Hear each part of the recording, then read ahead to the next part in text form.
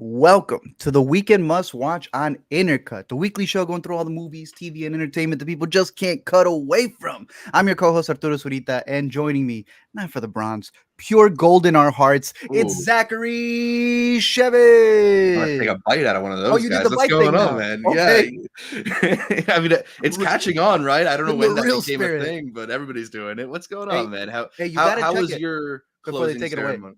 Right. Before they rip it from you, I told like you they. last week. Yeah, that we were gonna have like let's cover the Olympics in our movie podcast because Mhm. one of these is bound to be a story. If it's not that Australian breakdancer that I told you faked her way to the top, it's gold medal or bronze medals that were taken away. It's all Exactly. these crazy stories. Lying about getting COVID, then you at the club a couple days later, and it's really hard to defend the boy Noah. But so many good stories out of the Olympics.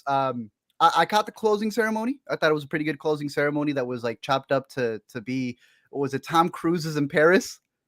Yeah, doing the death-defying stunts. I don't know how death-defying because he's on those wires, The but straps and everything, yeah. yeah, but it is sort of like a welcome to we're getting the 2028 Olympics in LA, so a dose of Hollywood in our pageantry. Man, we're living in the wrong place. They immediately cut right to some pre-edited thing where he puts the Olympics on the Hollywood star, turns Right. the O's in Hollywood to the Olympic symbol. Yeah. Then they have Red Hot Chili Peppers, Billie Eilish, and Snoop Dogg and Dre performing on the beach for free. Nobody is there. It's just a bunch of paid actors. They didn't even fill up the spot. We're living in the wrong town, bro. Right. We got to move over there before 2028. Or at least it's better that we're probably out of there before the mess that is 2028. I heard they're not even going True. to allow cars. It's just going to be pure public transport, Yeah. but we will be We got getting to them get there for your now son. so we can Airbnb our place by then. To other people. Yeah. Exactly. Get the dibs out. But this is the movie podcast. We got plenty of movie news. We've got movie reviews and movie news actually, because there was a lot that dropped at D23. I know we're always hearing stuff coming out of Comic-Con. D23, they're geniuses.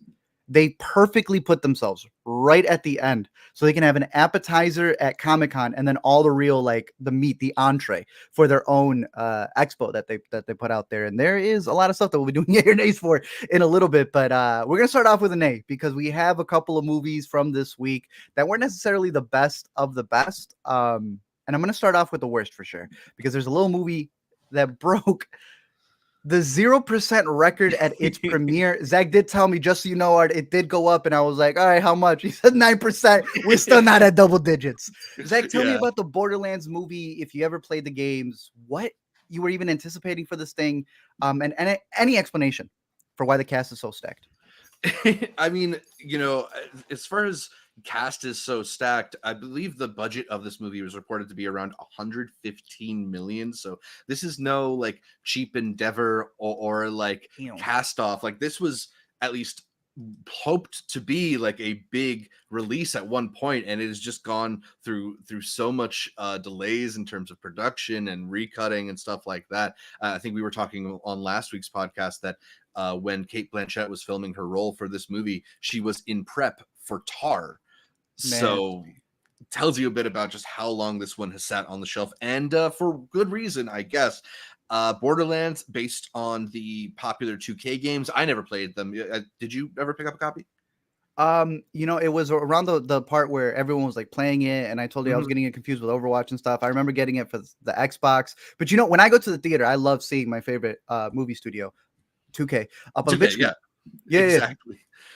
Just really lets you know that you're in for like a quality ride at the cinema. It's damn near ambling. Are there any other 2K films? I'm trying to think. Has to be because of just Yeah. the it has to be. But this is the one we're remembering right now. Exactly. So Borderlands, at least in the movie, takes place on a fictional planet where a ragtag group of missionaries and treasure hunters and robots and what have you seek to uncover great fortune, whether that is through kidnapping or bounty hunting or treasure vault diving or stuff like that. This is a like world full of adventure and characters who are quick to shoot a gun and dispatch an enemy. It's got the kind of like elastic, rubbery violence that I think you expect in this style of video game adaptation. It's sort of along the lines of like how Matthew Vaughn directs his movies, in the way that they dispatch the violence here, though not nearly as stylish as what you get from a Matthew Vaughn movie. I don't know. We also talked about director Eli Roth about on last week's podcast. You were talking about how you're a big fan of his politics. I was saying how like he's sort of I don't know his miss, politics. Right? And I'm just trying to be annoying. He's sort of this director who hasn't really done like a lot of stuff we love, like not a lot of stuff we hate either, like a lot of middling things. Right in the middle, yeah. Kind of positive on Thanksgiving. Great friends with, like, he's got fantastic peers in the industry. He's got that AMC horror docu-series. Like, he's well versed, right? Married to one of the co-stars from Knock Knock. Put our girl on the map also in that movie. Like, I see what you mean. He's like somewhere in the middle. He's in Inglourious Bastards. Like, he's also an actor in a lot of things. Like, he's not incompetent at staging a set piece. I thought the action was like mostly serviceable, but he's also not like a David Leitch or a Chad Stahelski out here putting together really impressive oneers. Good thing you mentioned that. You were talking a little bit about the history leading up to him, that there is a writer who's not even on this. The Craig Mazin of it all? Right. Yeah. Craig Mazin was one of the screenwriters of this story. But if you watch the end credits of the movie, you will not see his name there. He requested to take his name off of this movie. So he's sticking to the one video game adaptation. He doesn't want to pollute that. That's insane. And for those of you who don't know, Craig Mazin has he is stacked with Chernobyl. It's funny because you look at his The Last of Us, most notably and most recently. And The Last of Us recently. But like, he started with The Hangover, Identity Thief.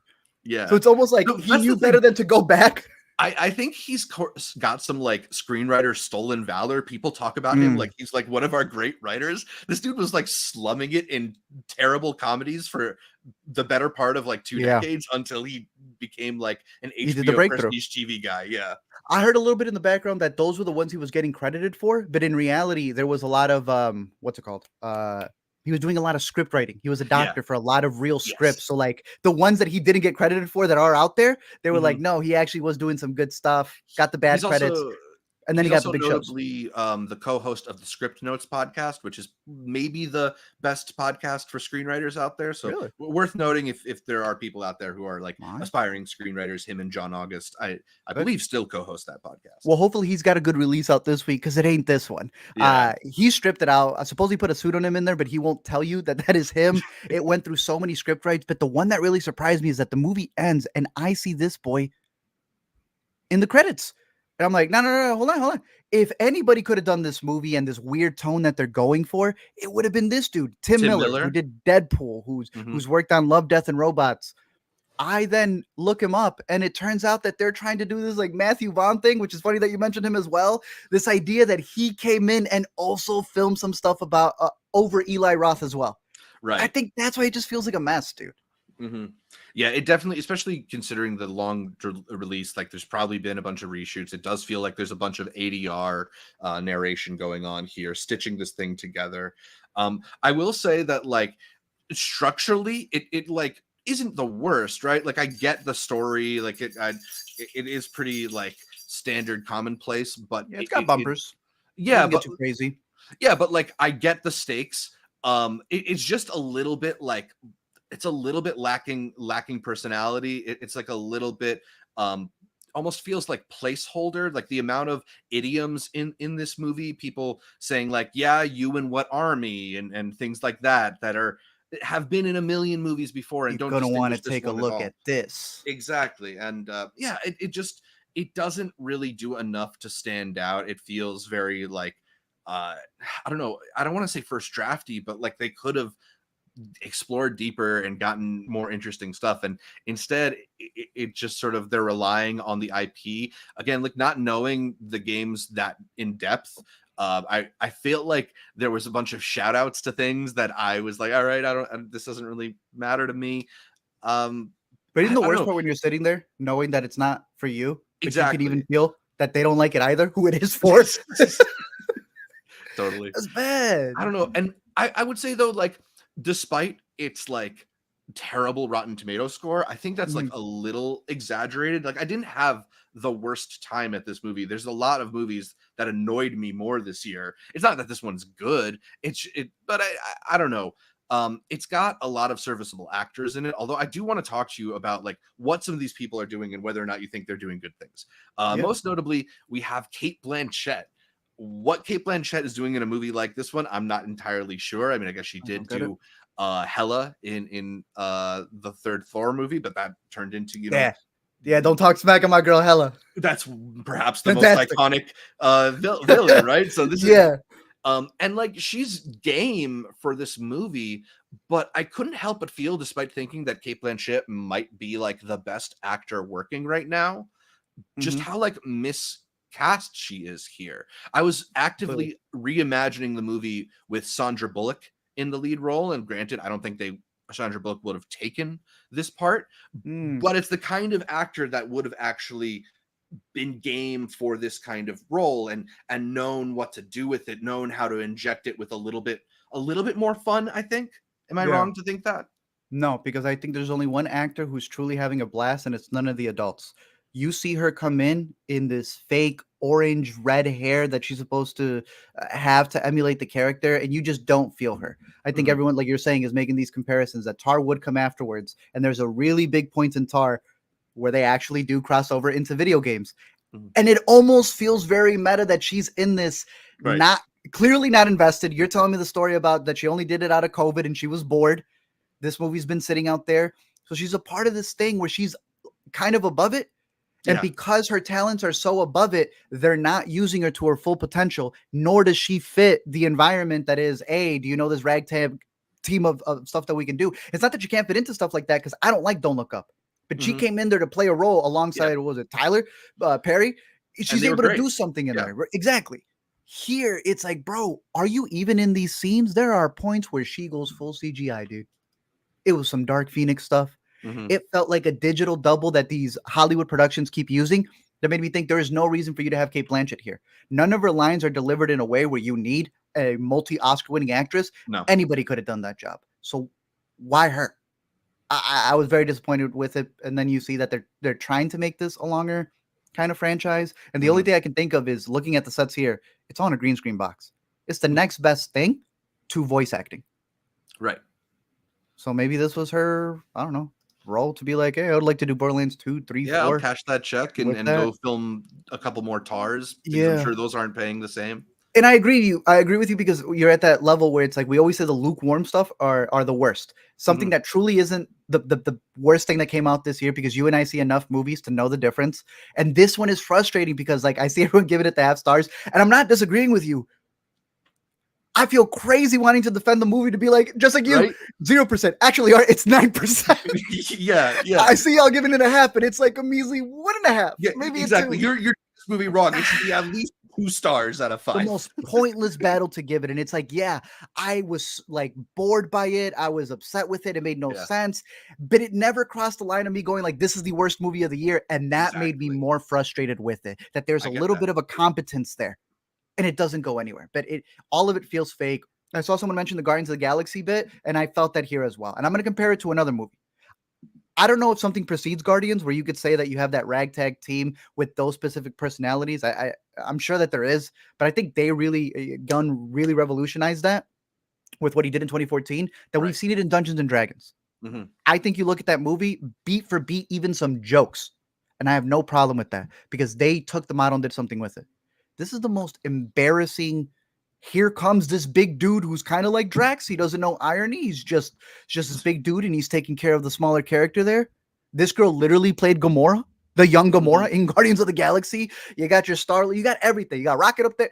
What's the point? If you're just assuming that the video game fans are going to add whatever they're bringing into it, and that you're going to remember a better movie that this is very similar to. Right. Sometimes they make novels for an upcoming film or a game. Now they're making whole feature films just as a little side quest for you to go see something. I feel bad for the gamers because clearly they did not like it. I don't see what this has for regular audiences. And again, it's funny because they're trying to get it at all angles. The other character here is Kevin Hart. He's technically one of the first people that you meet, and then just get sidelined. Yeah, he does. It's funny, like going into the movie based on the trailers and sort of based on the tone of the film and the look of it. I kind of expected Kevin Hart to be the lead and Cate Blanchett to be more of a side character, and And it instead starts it's that way, flipped. and then they flip it. Yeah, it makes no sense. Yeah. I do want to talk a little bit about Kevin Hart here too, because like he's not doing a lot of his usual Kevin Hart stuff. Like he's not like a clown in this movie. He is kind of like a tough guy soldier. The Like Rock.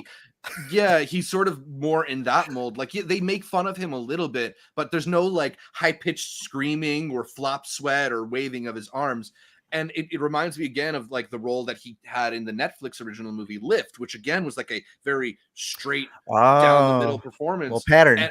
And I'm wondering, like, is this Kevin Hart trying to escape the Kevin Hart Hollywood prison Kevin Hart has put himself in? Yeah, wow. His own little Will Smith moment. He needs to slap another comedian at an award show. That'll do it. That'll restructure it all. I feel you. I did not get anything out of him, and it's this like split thing because I'm also not asking for a Kevin Hart in space movie. That'd be really weird. And I felt that's what we got with Jack Black. Yeah. Look, I don't want to hate on him because it's never the worst. We had this with Bowser. He's doing his rendition of Bowser. And now he's doing his rendition of whatever this character is, right?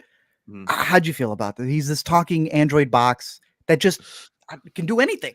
At a certain point, the box looks at you and says, "Don't mess with the merchandise." And then you walk out and your AMC selling $30 buckets of this thing.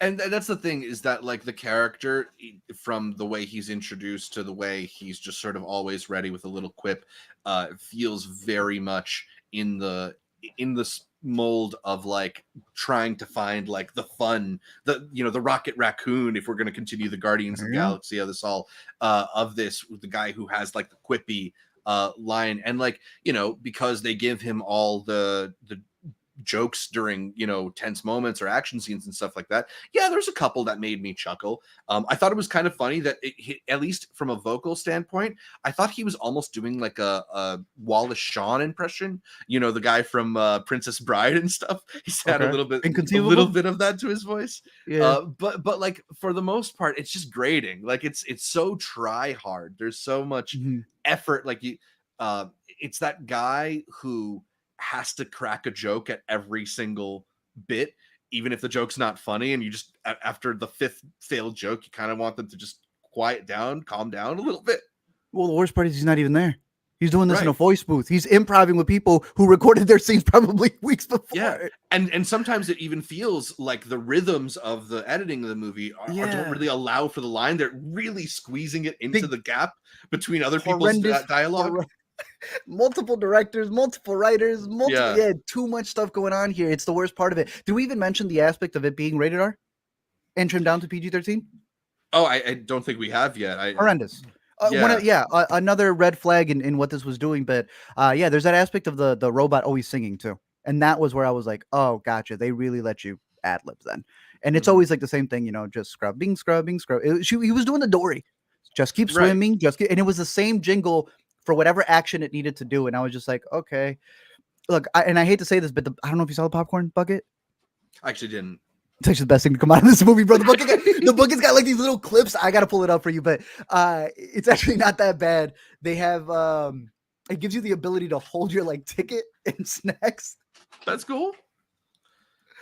But that'll be Borderlands Legacy, I guess. I guess so. As I pull that up, explain to me why Jamie Lee Curtis was here. Why they had her bursting out too? Because some of the costumes, for no reason, she's like tinkering with stuff, and they got her over here with a push-up. Explain to me. Well, that's I guess like a nod to the sexualization of video games, right? Maybe it was so random, bro. It's so weird. I don't know.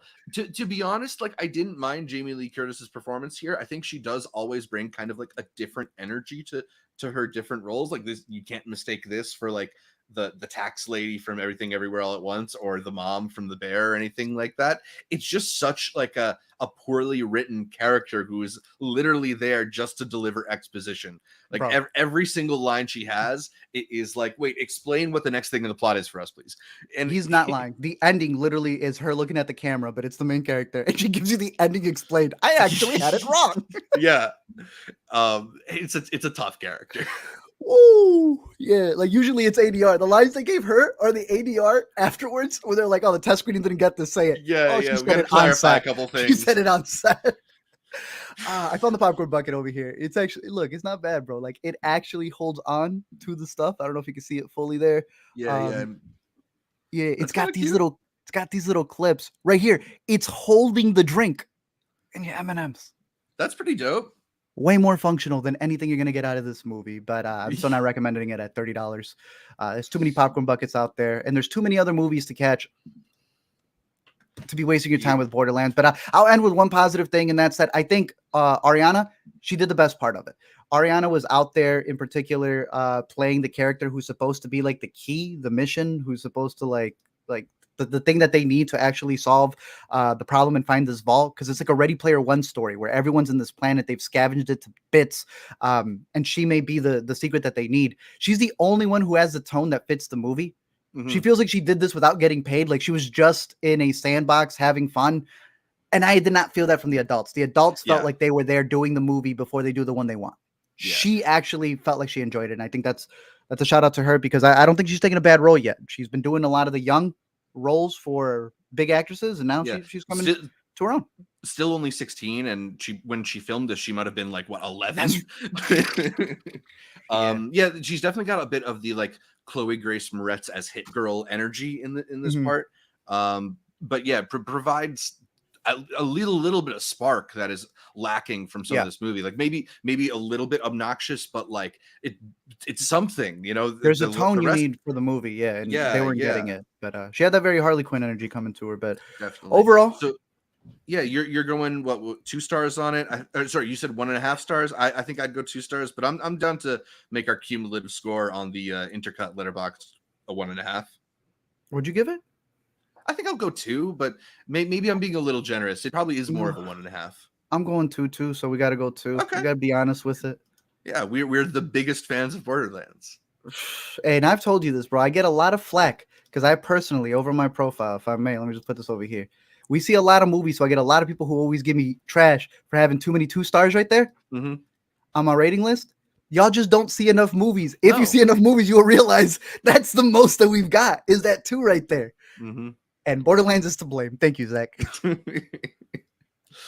People just need to be unafraid of the bottom half of the ratings scale. Like so many people only want to use 2.5 up. Like it's not 2 stars doesn't have to be an insult. There are things we liked about Borderlands. It's not a good movie. Here's us actually praising something, not belittling something down to a 2, but actually raising it up to a 2. Right, exactly. Borderlands, if you're curious on it, let us know where you would want to see it go. And if you actually recommend the games for the actual gamers out there. Yeah. At least it shines some light there. Hopefully it's on sale or something. We move on to the next one, which was a highly anticipated movie because it was based off of a book that just blew up on TikTok several years after the movie or the book was already out. It got optioned before it blew up, and it turns out that the director of the movie is also the star of the movie. That blew me away because I saw this entire thing not knowing that. And it changed a little bit afterwards because then I hear a lot of backstory that I want to make sure we save for the end about controversy dealing behind the scenes. But just approaching it from this guy had also done 5 Feet Apart. And I heard him say that 5 Feet Apart was a movie turned into a book. And then got done that way. Whereas the other one is a book turned into a movie adaptation. So he seems like a smart guy. He knows how to sell something with a book being attached to it. He gets the IP game. He's been out there for a while. I even saw his man's TED Talk because he's been doing so many roles as these machismo characters. He did like a thing on masculinity. I'm like, okay, I see why you were chosen. I see why you were attracted to this story. I remember him from Jane the Virgin. He was kind of Raphael? Like the handsome option for Jane in season 1. Yeah, they knew exactly what they were doing with his casting. And look, I think he fits the part. we're going through the book right now. It is a doozy. But overall, the premise of this movie is that you follow this woman named Lily, who obviously had a bad upbringing with her mother. Excuse me, it's Lily Blossom Bloom. Bloom, who owns a flower store. Just want to put that out there. Called Lily Blooms. After this terrible upbringing, you see the present time after her father's death, where she's trying to like reconcile and try to become her own, as she has this shop, and she comes across this guy right here, who's the director and the main guy, who's played who's called Ryle. In between it all, there's flashbacks to her ex, her first love, this homeless boy who came into town right before her dad, who wants to be the mayor, and builds a relationship with him in secret. And you kind of have both stories going on in conjunction. One is a guy who understands her trauma because he also faced trauma at home. And then this other dude is the richest guy possibly out there. He is married. His sister's Jenny Slate. She gets a job at the flower shop just because she's bored. Despite showing up with a Birkin bag. I appreciate the honesty. A lot of the times they'll come in and they'll be like, oh, I really need this. I like that she just said, I'm bored. Look, I'm just like a rich housewife. I got nothing to do. I'm bored, and your shop looked pretty. And I've always wanted to see the inside. I like Jenny Slate in the movie. I thought she was funny. She has one of the better scenes later.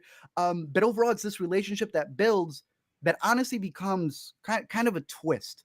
There's an aspect of, I want to say, the last duel in this movie with the way it's presented to you in the first half to what the second half is. Some people need trigger warnings for this stuff, but I also think that's a big part that you should notice in the marketing, because you're supposed to see it from her point of view, and to get it explained to you is more of a spoiler than it is a trigger warning. But for those who need it, I guess it's there. I saw a lot of girls come into this thinking it was a girls' night out movie. They had girls' night out screenings. They literally had screenings labeled girls' night out. Yes, that were selling out on Wednesday. From a marketing standpoint, that's a choice. Hey, that first half, they thought it was a rom-com. And then the second half comes in. And let's talk about it. What'd you think of it? I had heard a lot of things about the book that definitely clouded my judgments towards the negative coming into this one. So I maybe had some assumptions coming into it that played out in terms of how I ultimately felt about this one.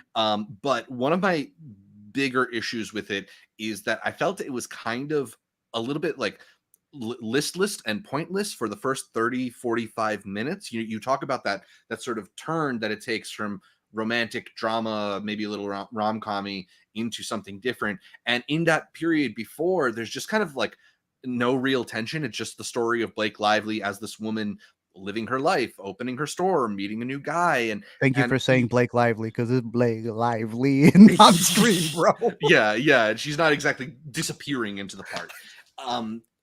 She, it just sort of is kind of like nice for a little while, and cute.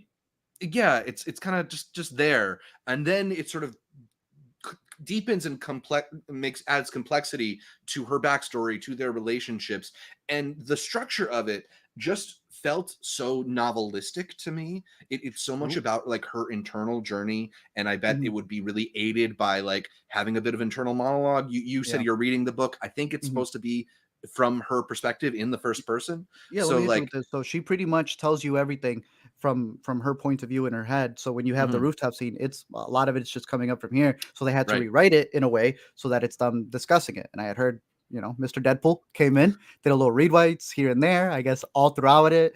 And, they are married. So there are moments where you do see the Lady Deadpool in her, in the way that she's speaking, the way that she's talking.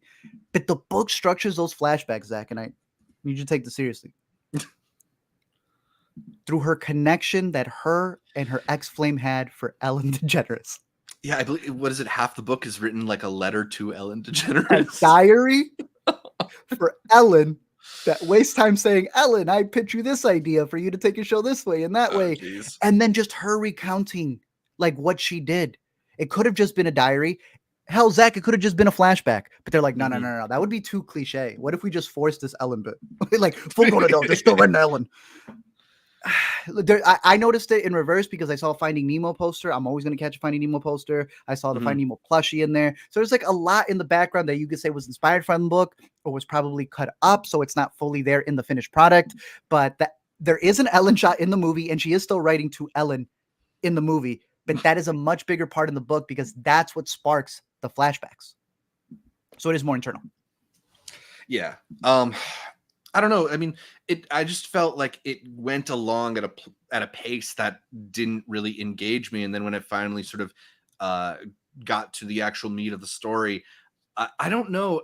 I'm of a conflicted mind about it, honestly, because I think I don't love the way that it sort of presents the relationship and makes excuses for his behavior and kind of treats some of it as like romantic, but I also like can understand that this is also similar to a lot of people's experience, and there's a lot of people who probably relate to the journey that Blake Lively's character goes on. I don't think I found it to be particularly well told, and I'm going to do something that I hate when we do on this podcast, but recommend a movie that no one can see for probably another year, and that we saw a film at South by Southwest called was it I Love You Forever? I Love You Forever, yeah. That covers very similar thematic territory, but I think just explores it with a lot more nuance, a lot more engaging characters, a lot more humor, and I just sort of believed that trajectory a lot more than I did in Eds With Us. That's a great pick. I had written that down. Halfway through, we just looked at each other. Alina and I were like, oh, we know the better Love You Forever, versions. yeah. And I don't even want to say better because the way that you mentioned about the writing, I think is very important because that's what the book gets a lot of flack for. The simplicity of writing can be both a good thing and a bad thing. I think it allows it to reach a lot of people who just want to consume something a lot simpler. I think of Colleen Hoover and the massive attention that she's got into that. And you'll know exactly what I'm talking about. That poet who got that book was just like 4 lines per. Yeah, shoot. I know who you're talking about. But yeah, the very simple poems that people like to make fun of. And people so much backlash for it because it got so much attention, because it hit, because the simplicity connected with people. And I think the same thing is happening here, and where you and I may like the South by pick, and I would highly recommend it because I'm very curious how they're going to market that one, because that is also a comedy, right? But in that, I want to make sure this is still going. Oh my goodness. All right, my audio did glitch out here. While you reset, but I think we got it here. Yeah, we're recording on the StreamYard, so we'll have something. It was Colleen Hoover. She was coming after me after I mentioned she didn't one bad thing about her book, disparaging the novel. By the way, while you reset up, I do want to mention that I'm adding I Love You Forever to the weekend must watch letterbox list. We are updating letterbox lists every week here on the show. So if you want to keep track of what we talk about on the podcast or add some of these titles to your watch lists, you can just follow the Intercut letterbox account and check those out. Perfect. All right, I think I got this booted back up. I sent Colleen a message. You're in the clear. Should be good. But yeah, I'm very curious how they're going to market that one that you just put on the letterbox list, because I think the biggest problem that this one had was marketing it as a what's called a triangle movie, a love triangle. It has you rooting for people when that is not the intent of what the story is supposed to say. Yeah, it's not Team Jacob, Team whatever, right? Team Edward. This is more, and it's interesting to mention her because she's about to have another movie coming up, a sequel to one of her biggest ones that she leads, A Simple Favor. And for A Simple Favor 2, she's reuniting with Anna Kendrick. She's got a movie that I think is the more dramatic, serious angle take, I guess, if you want to, about this subject, called Alice Darling. I would highly recommend this movie. Yeah, if that's a the great subject matter touches you for this other one. Again, this is more of a drama. We have more of an indie comedy with I Love You Forever. This is trying to put you in the POV of her, and that's why I mentioned The Last Duel, because I feel you.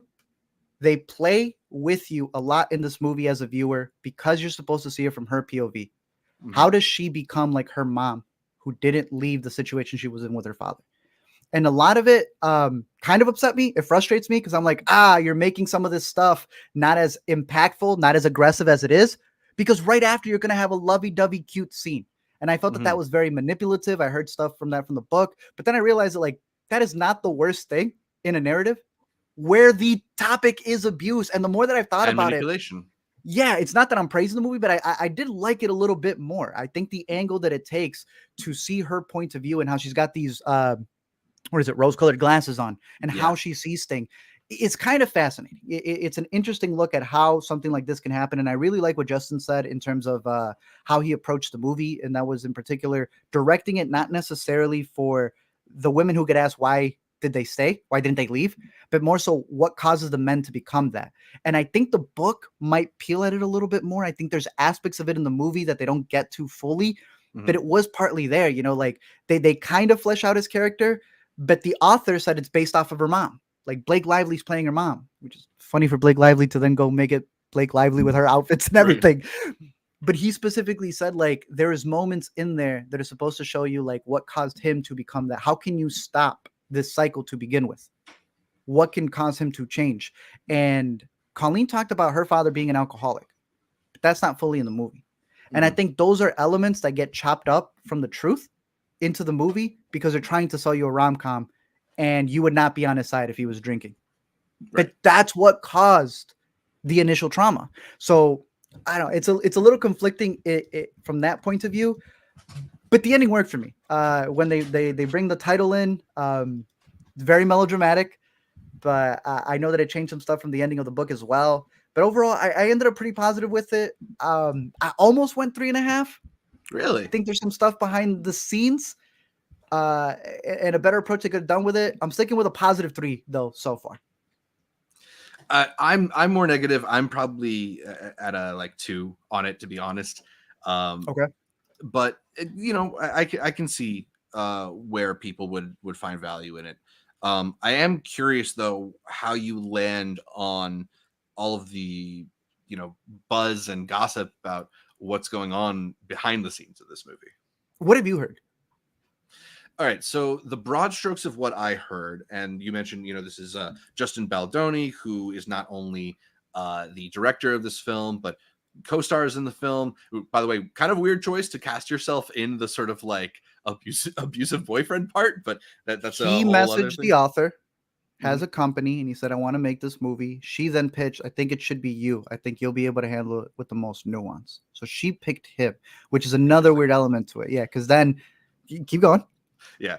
So at some point, it seems like Blake starts to you know, implement her influence on the film and sort of make it more in the type of movie she wants it to be. You mentioned earlier that apparently that opening balcony scene between the two of them was substantially rewritten by either her or Ryan Reynolds or both. Yeah. And that he did several other scenes too. Yeah. And you know, if you there was a Vogue profile on Blake Lively recently, and there was an interesting quote in that article where she talks about the idea of editing and adapting, and she said, a blank page is not nearly as exciting to me as starting with a script and finding something people have overlooked, saying, no, there's something there. To me, it's a treasure hunt. And so when I can see the treasure, then I get to be an archaeologist. I get to excavate, I get to carve it out and find this thing and show people the value in it. That to me is what I love, which just from the perspective of a writer, I shudder at the thought of somebody being like, yes, give me your script so I can change it how I want. But I also feel like that is how a lot of great decisions do get made in Hollywood. Like films are all ultimately a collaboration. So editors, producers, this is pretty much what she's saying. Is she wants to do that? She wants to tinker. She wants to be the Drake. You know, she wants to the thing already done for her to put her little style to it. And I was surprised. I thought it was going to get more backlash because it turns out like a lot of people are against them. They're like the new Blunt and Krasinski. I don't know which one you like more, Krasinski or Reynolds here, but I see that's a lot of people have. For me, who you got? Krasinski by a mile. Really? But you hated If. Yeah. Anyway, so them both being there, I think adds a lot of like animosity that people have just to them as a power couple. But I was surprised that a lot of people took that quote and said, well, that's just what an editor is. That's what this is. But yeah, the writers definitely had an issue with it. I also cringed when I first heard it. I was like, yeah, you and it's crazy because again, Colleen Hoover made this movie about her mom, or the story is about her mom. And now it's her doing her mannerisms all throughout the movie. But how this is played out further is that as they are releasing the movie, apparently pretty much everyone involved in the cast, Colleen Hoover included, who you mentioned, picked Justin Baldoni. They've all Crazy. unfollowed Justin Baldoni on social media. And for doing press for the movie, they seem to be doing it. The cast and Blake Lively are doing their interviews together, and then Justin Baldoni's doing all his interviews way over there. I believe he was asked about whether or not he'd be interested in directing the sequel, and he said Blake should do it. So I think that implies a bit about what's going on. Yeah. I think the worst thing that I've heard is this idea that they actually obviously had clashing creative ideas for it, which way it was going to go, what the focus was going to be on it. And you can go one of two ways. To some people, he was very aggressive, and you could take that in whatever way. He wanted to implement his stuff, and they said, no, this is a female-driven story. But they did hire a male director. So in having that male director, his big push was that he surprisingly talked to a lot of organizations. Hoover never did when she wrote the book. Listening enough to him, I do think he cares. It sounds to me like a lot of the pushback was she really wanted to make it her thing. She wanted to sell her clothing design. That's been a lot of the accusations. Yeah. It's her boots up on screen. Colleen Hoover even talked about like, oh my gosh, I got to touch her boots on set. It's like, are we telling your mom's story, or are we making this a vehicle for her to crack jokes up there, for her to be more funny, for her to stylize the things that she wants to? And I heard that Riles, Justin, the director, really wanted to push the themes of the movie. That was the important part for him. I heard that a lot of the rollout was, in order for them to not be lovey-dovey and have fan cam edits and interviews, they shouldn't be together. So I know we've added a lot of like controversy to it, but sometimes the director does do interviews outside of it. And I think in all of those interviews, he's even mentioned that he's been wearing black because he doesn't want to be too bright considering what his character represents. So I can only imagine him and Blake laughing it up and people shipping them when the purpose of the story is abuse. If I were to give them the benefit of the doubt, I think it's part of the marketing as well in trying to take care of the story. I don't think there's that much animosity outside of it. I don't think they've insulted themselves publicly yet. I think everything else is still speculation, but it's definitely a little awkward. I won't lie. But he still has to come back. The sequel includes him. So we'll see. We'll see. Yeah, I guess it's a story not yet fully told, because you mentioned that sequel. I think it's a safe bet that we're going to get one. It did not win the weekend because Deadpool and Wolverine is continuing to steamroll through its third weekend, as it I think it's up to about $500 million domestically now. Yeah. But just under Deadpool and Wolverine's 54.1 million is It Ends With Us's $50 million opening the weekend. That is a crazy high number, particularly 50? For a film. 50. Yeah, you said last week 40 would have been good. Yeah, I 40 would have been crazy, and 50 is even more nuts. But yeah, I mean, it ends with us. We're used to seeing those kind of numbers for like superhero adaptations, action movies.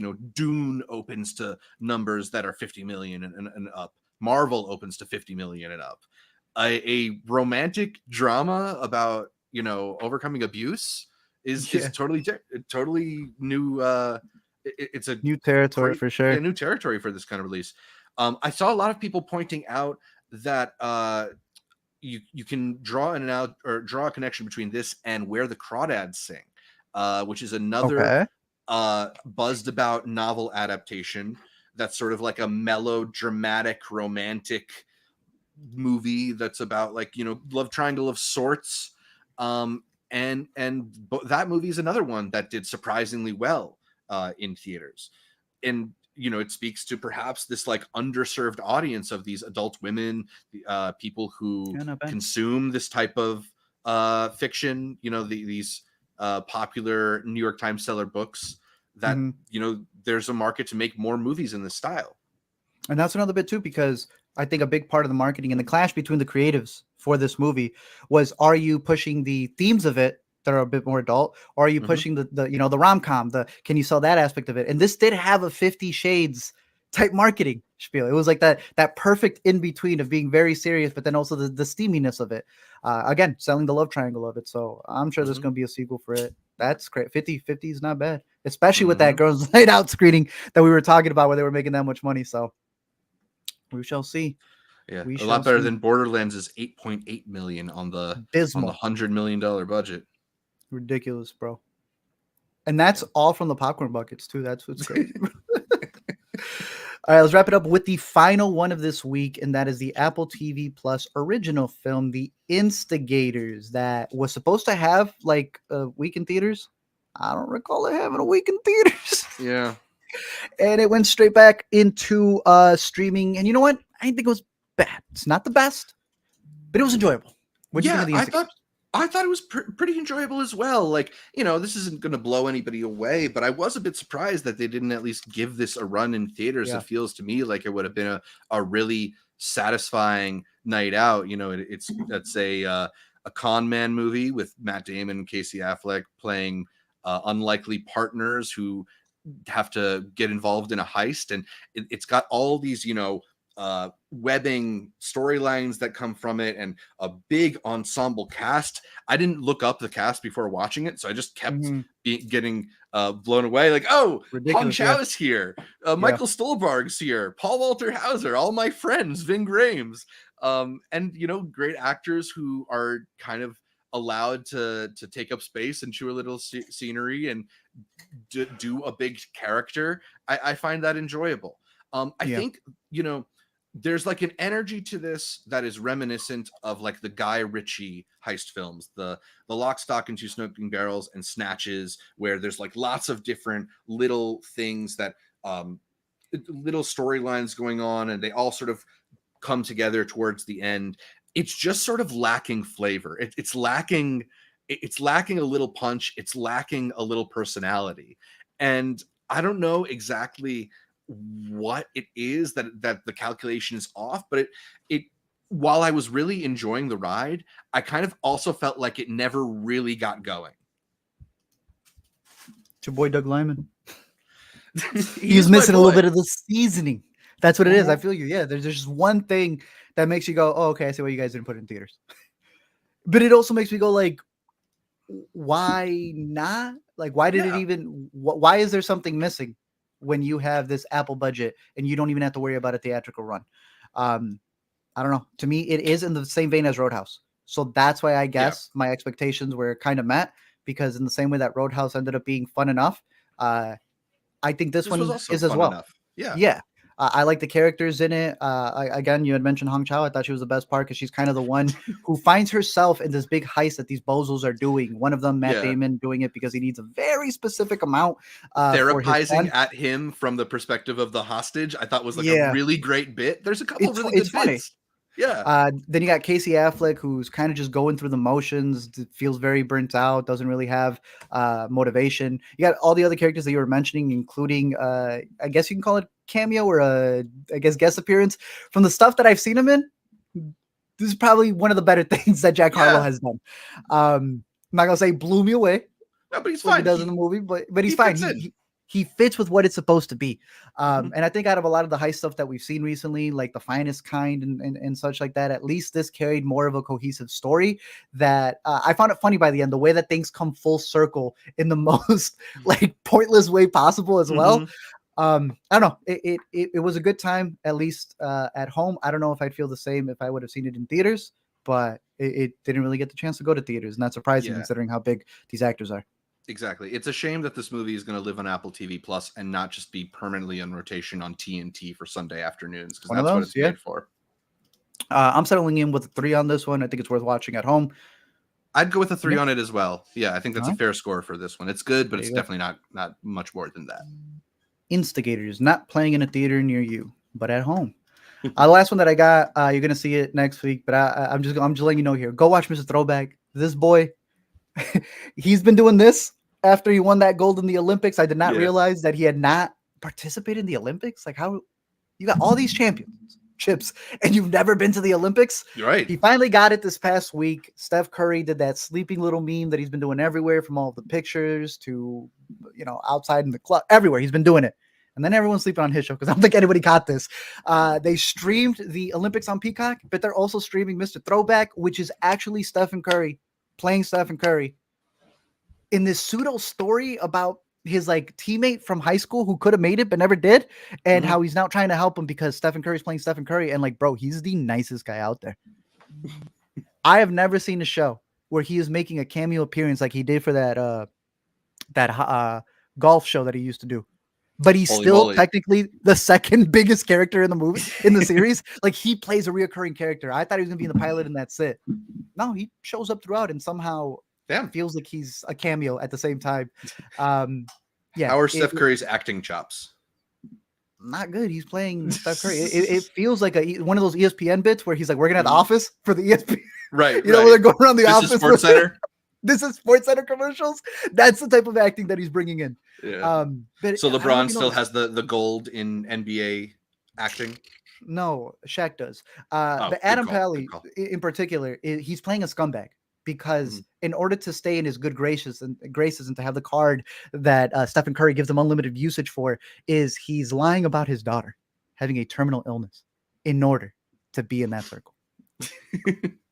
Cool. Take that however you will. That's fun. Mr. Throwback. When you catch it next week, let me know. I was only able to catch a couple of the episodes, but I definitely caught him winning all that gold over at the Olympics. So yeah. And Kevin Garnett's probably our NBA action goat if we're really getting down to it. Just for the one. He's got to take more swings. That's a good point. Wasn't it Anthony Edwards who was in Hustle and was amazing? Maybe the best part of it. And there's some people out there. Yeah, who are pretty good. He's got a shot. So get him more movies. But yeah, that is Mr. Throwback, and that is all of the movies, TV stuff that came out this week. But then we got announcements for everything that's coming out throughout 2024, 2025. We have stuff already on the docket for 2027. Zach, let's break down all the stuff from D23. We have so much. I've broken it down through a variety of things, from the sequels that they're going to have, Avatar, Pixar. Dude, they had Broadway announcements. That's how big they were going with this stuff right here. Marvel, of course. It doesn't end there. I got 3 random things that they announced. Some live action stuff. Let's start it from the top. All right. The first thing that we have here is the sequels. This is all the Disney related stuff. So I'll be hitting you with it when they come out. The first one is Moana 2. They finally have a full trailer for it. The whole cast is coming back together. I think the biggest thing that I noticed is that there's no Lin-Manuel Miranda coming back. Yeah. Because he's working on something else. He's working on something else. Moana 2 is slated for this November, 2024. Yay or nay on this Disney sequel? I'm going to go nay, just based on some of the things that I've been hearing about how it was put together. Apparently, this was a TV show that they've turned into a movie. So I don't know. Something about that makes me a little bit nervous about the construction of it. And also, like, I think one of the main reasons that first movie worked was those Lin-Manuel Miranda songs that we're talking about. I mean, I still remember hearing the anecdote about how he listened through all of The Rock's previous singing in order to figure out his proper vocal register. So he and it worked. The song. Yeah, and it worked, right? Scientifically proven. So I feel the feeling that I'm getting from this one is the feeling that I'm getting from a lot of the Disney announcements, and it's that this is a sequel because they want to exploit their IP and they want to put their money behind what they think are proven properties rather than do a lot of new original stuff. So I'm not like violently against it, but right now I'm not anticipating it either. All right. Maybe you will be anticipating the other Rock thing that was announced. I'm just going to sneak it in here. Really big deal, bro. Monster Jam. Man wants to make a movie about monster trucks. And he's going all out with this. Yay or nay? I mean, Dwayne The Rock Johnson just feels like a monster truck himself. So it's appropriate. I'll go yay. You know, I have no problem with him in particular, but why under Disney? Right. Do you feel like this is more of a Warner Brothers kind of property? Honestly, I feel it's more of a Stone Cold Steve Austin type of movie. Like, this is one where you take 2 beers and shotgun them straight. Right. If Disney takes it, I'm sure the budget will be there, but I don't know if we're gonna get the tone exactly. I don't want it to be too family friendly for Monster Jam, but yeah, it's gonna be on the horizon. You did go Shoot. Maybe if we get The Rock from his like most recent WWE iteration where he's playing more of the villain. That'd be more fun for this kind of movie. He brings his hair from that what is the Safdie movie that he's making right now? Yeah. You went nay on Moana 2. Are you also going nay on Zootopia 2? Just announced. With Kiku-kan? Yeah, I Kihi Kwan is just like eating off of those Disney paychecks. That I feel like that's been basically all he's done since That's he won an kind of Oscar, insane, right? Yeah. right? TVA, all that, yeah. Yay, nay. I mean, because I can't be too much of a downer for this whole episode, I'll go yay on this one. They've at least had a little while to work on developing this one, right? And I don't know, man. I feel I remember liking Zootopia when it came out, and I feel like I love Zootopia. I feel like the tone of people's the tone that people take towards Zootopia has gotten a lot more negative since then, and I don't know where that came from, but because of its premise, yeah, it the was propaganda good, thing. but to keep adding to it, I think is really going to muddle the themes and metaphors that they have, because it was never really, it was like just barely there. Right. And I think adding more to it, it would have been better to not over-explain it, to not over-expand.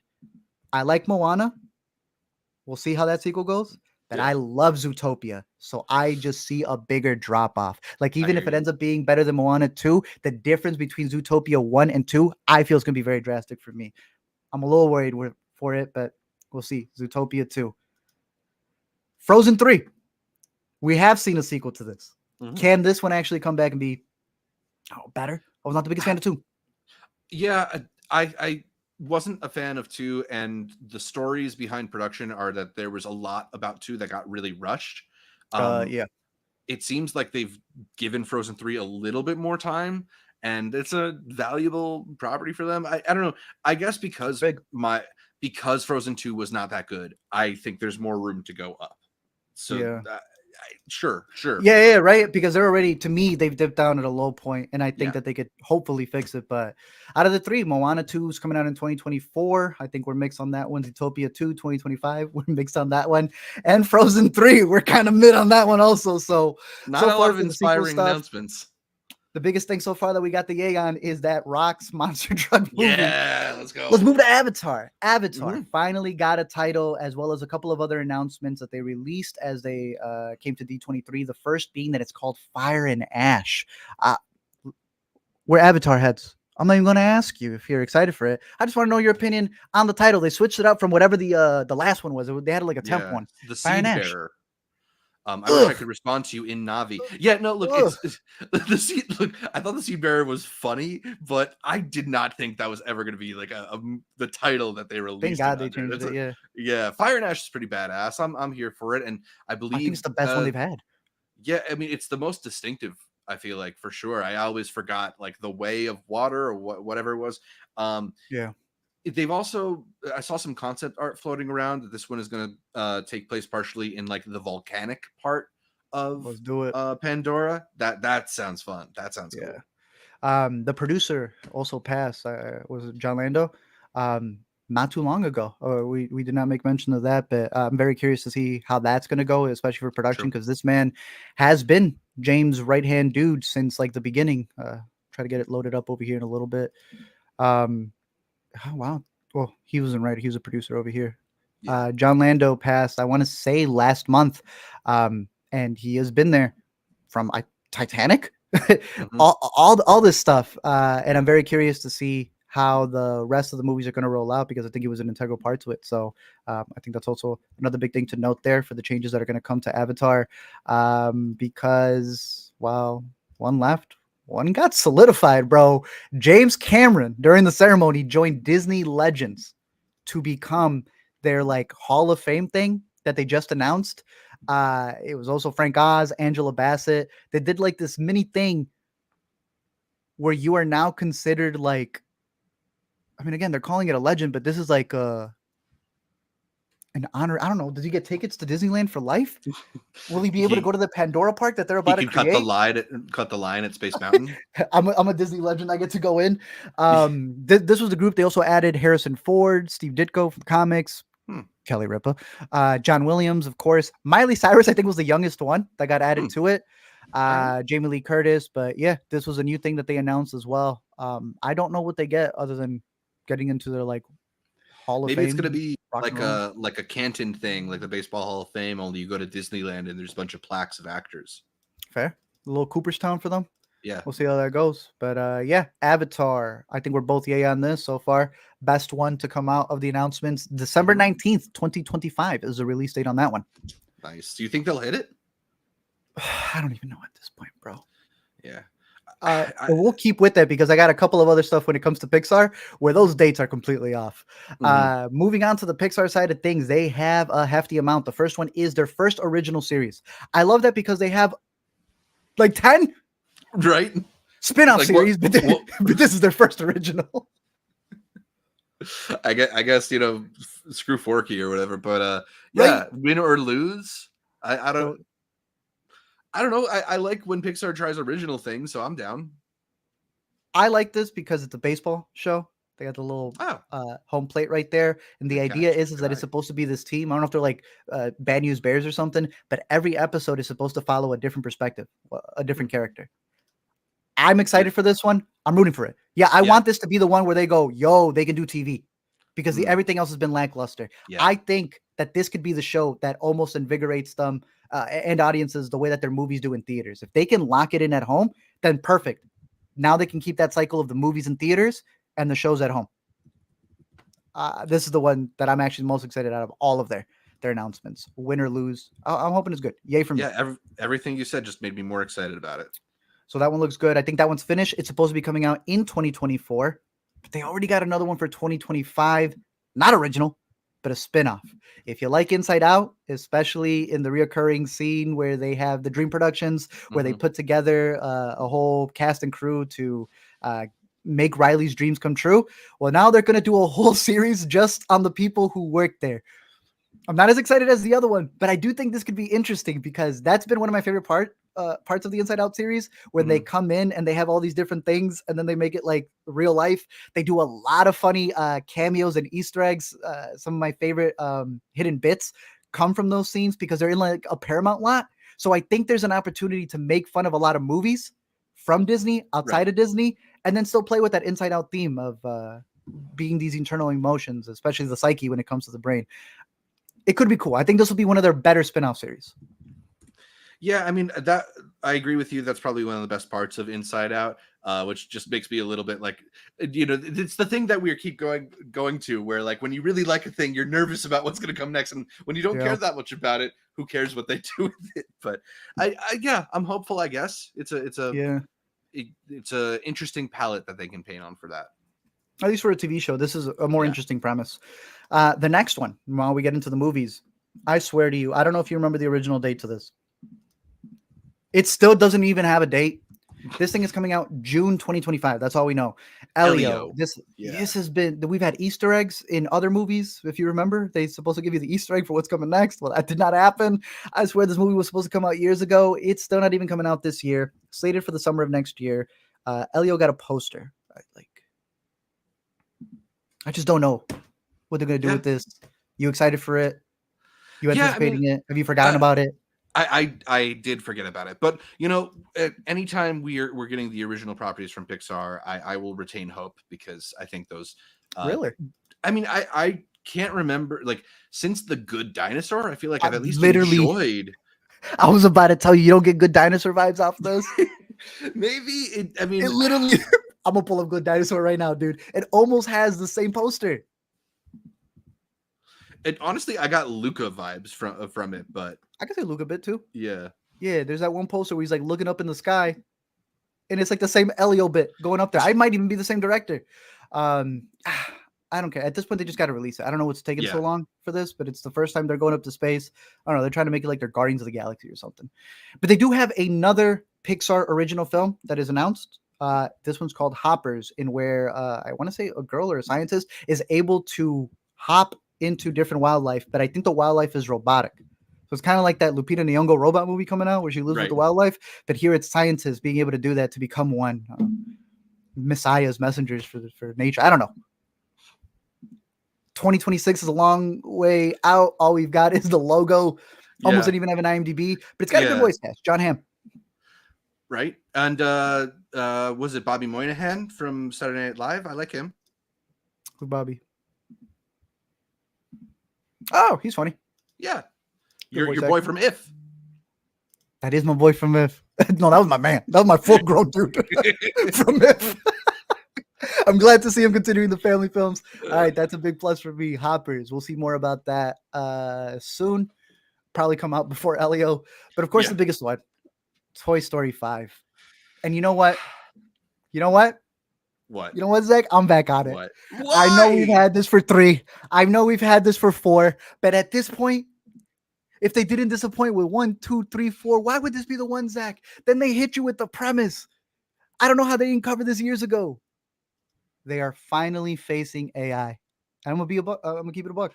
I'm rooting for the movie, but I'm not rooting for the toys. They're donezo. They're done. They're gonna get digitized. There's no way they win this fight. You think There's no way.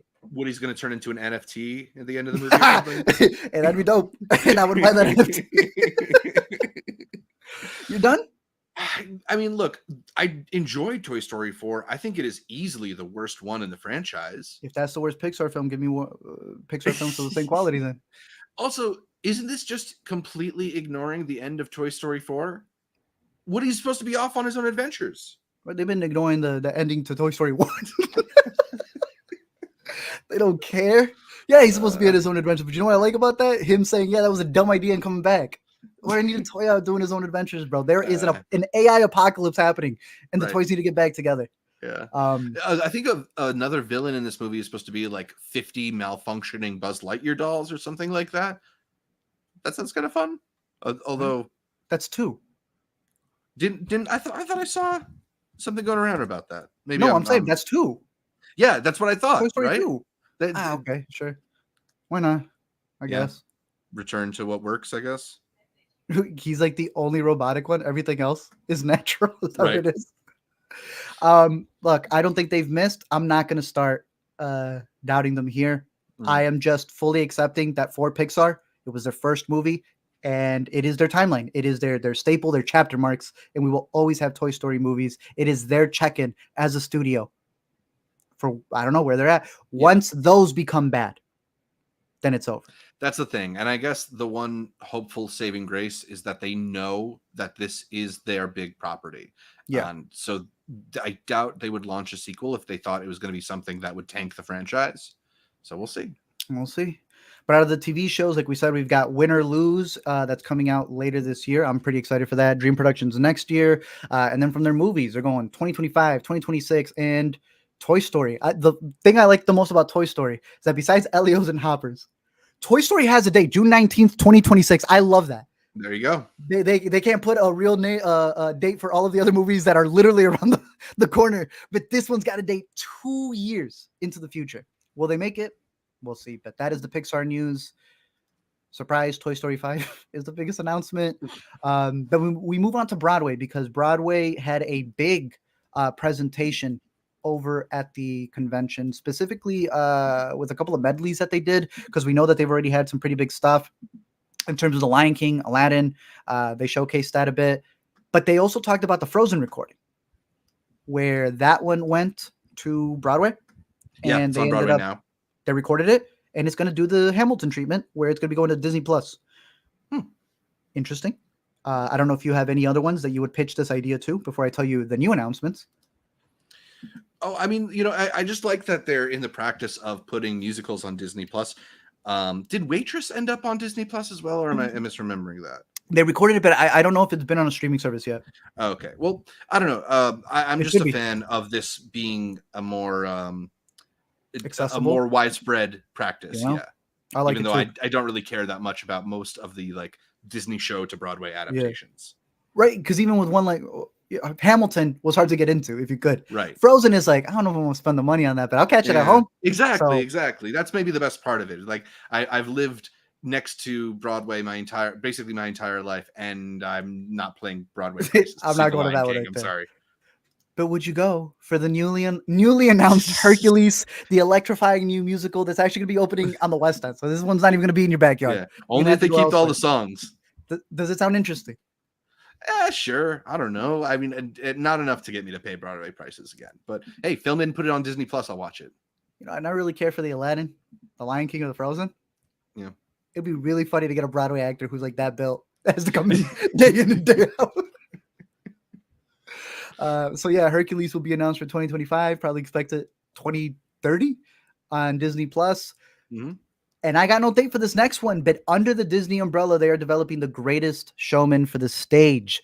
Yay or nay? I can't remember your thoughts on the cinematic classic that is The Greatest Showman. My thoughts are I skipped it. And it feels like it's like one of the most influential movies of the past couple of years that I just didn't see. But yeah, What were you doing? I don't remember. There was no pandemic. When was this? I don't know. I just didn't have that much interest in seeing a Zac Efron? a circus musical, but Barnum and Bailey? Yeah. Bro, this is one of the biggest ones. You got to catch up on this. But yeah, I know it's a gigantic movie. They referenced it in Deadpool and Wolverine. The moment they mentioned this, I was like, wow, this is easy. This is like the easiest win possible. The only thing they can't mess up on is there's only one person for the job. It's got to be Hugh. I think he'd probably be open to it, right? He has to. I mean, he just got a big check, so I know he's got the time for it. They are keeping this one under wraps. They do not have a date for it. They don't have anything for the cast. They just wanted to make the announcement. Hey, yo, we have The Greatest Showman coming to stage. And I think that one's massive. That definitely became a cult hit.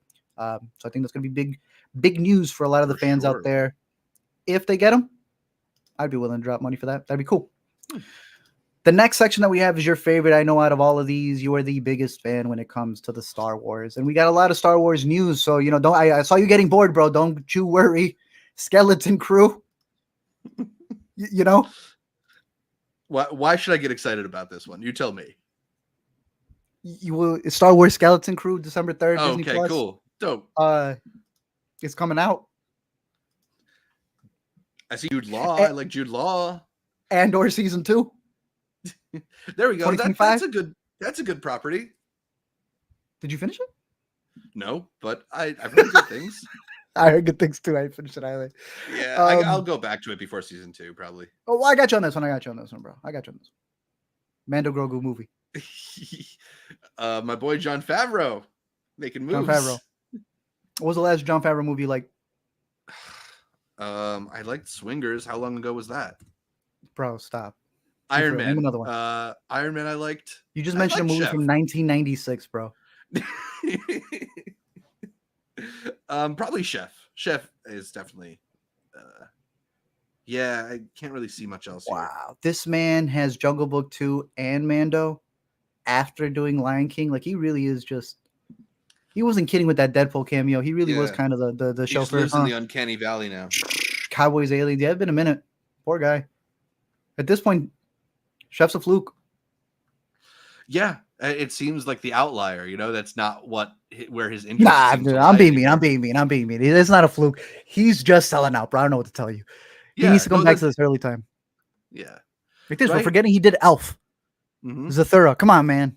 I'm tired of these big budget whatever. But no, he just needs to direct an out and out comedy again. He comes from comedies.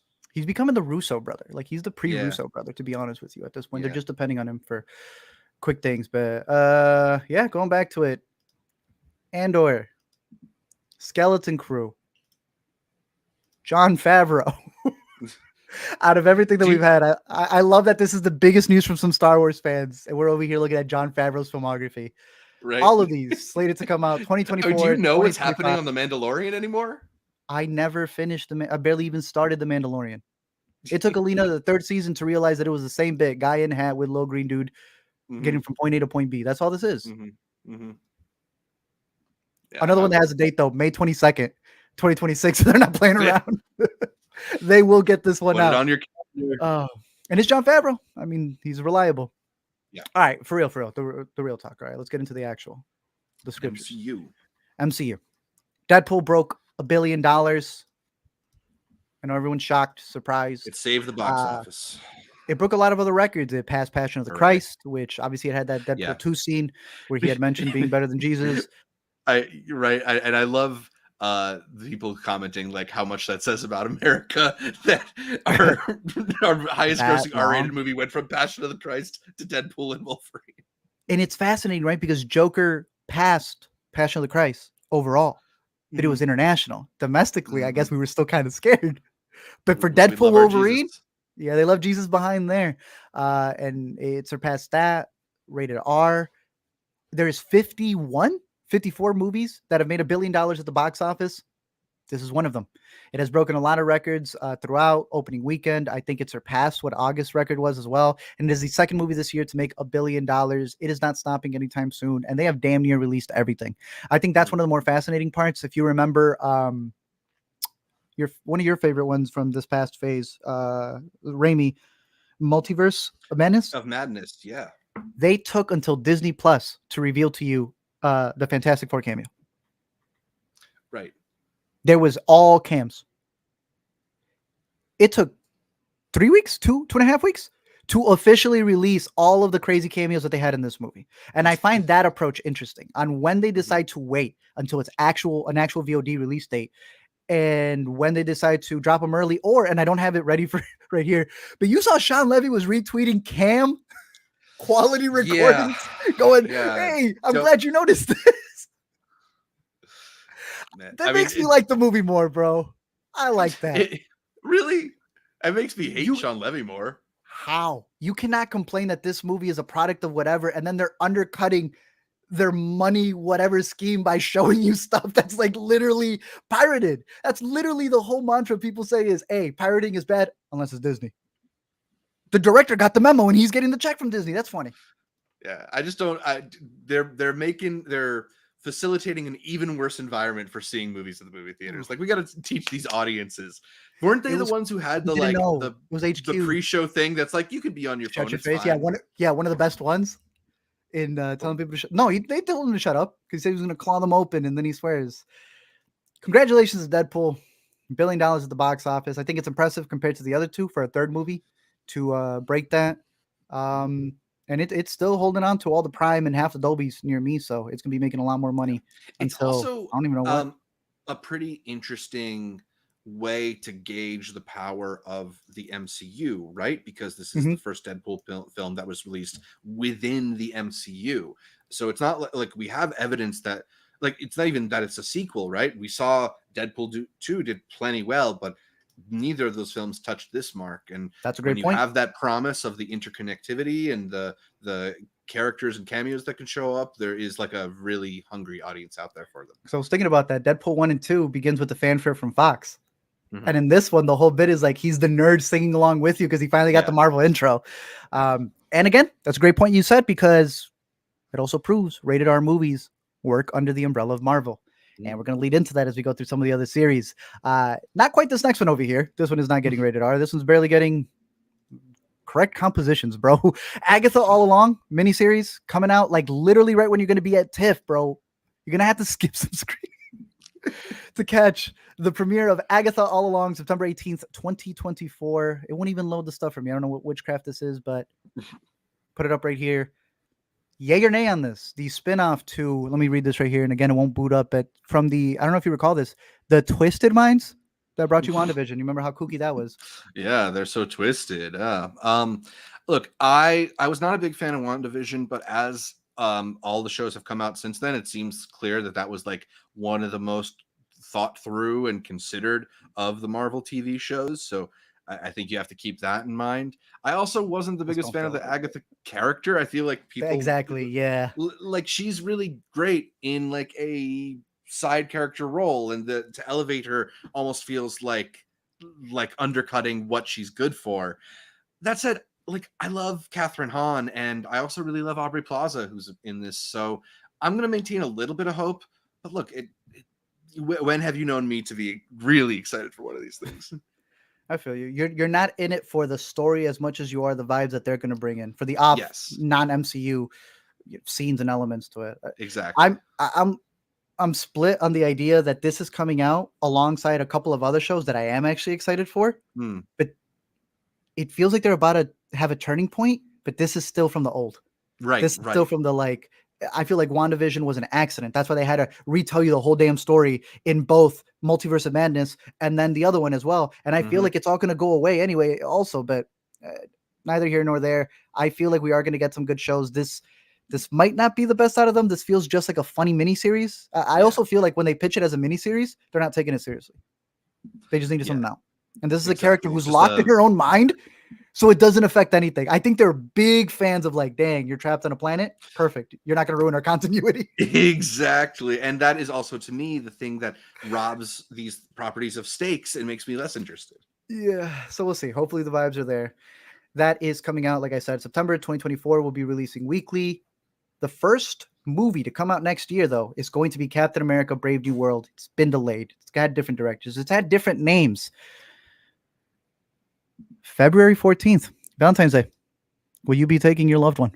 So romantic. I mean, I'll be doing it because of this podcast, but then we're going to go to something that we'll actually enjoy afterwards. Dude, I don't know. Harrison Ford is Red Hulk. Like, he doesn't even know what Red Hulk is. It's about to be one of the best press junkets stuff with him.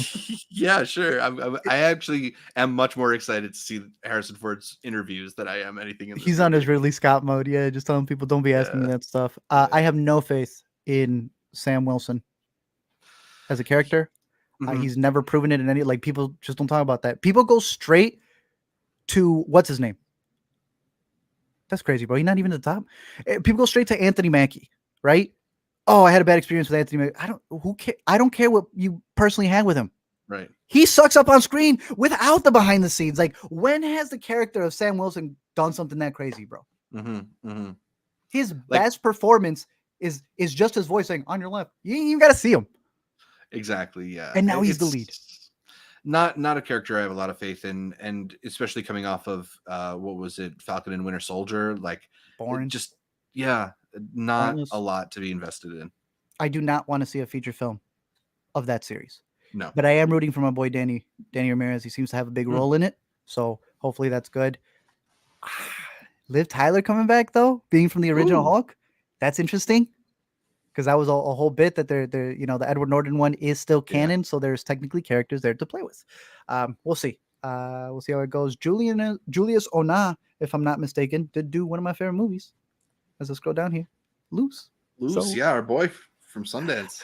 But he also did Cloverfield Paradox, so I don't like him working with big studio, so we'll see how that goes. But speaking of indie directors who move up, Daredevil Born Again has a lot of hype, not just from the 3 seasons on Netflix, but this big jump over here for a storyline that is one of the biggest one in graphic novels.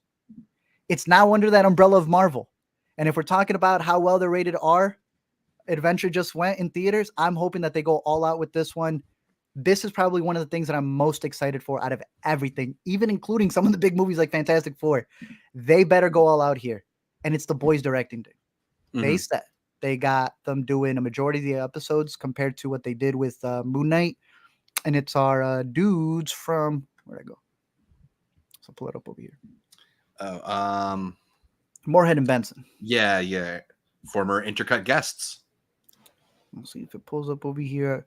I was hoping they were doing every single episode. Dear Lord. It's rare that anybody does for these Marvel shows, though. Yeah, but it's like they just took 18 and they did one. That's almost ridiculous, kind of. just give it all. Yeah. But they're there. They are not the showrunner though, so that to me still changes this idea of like we were really excited for them to come on to Moon Knight.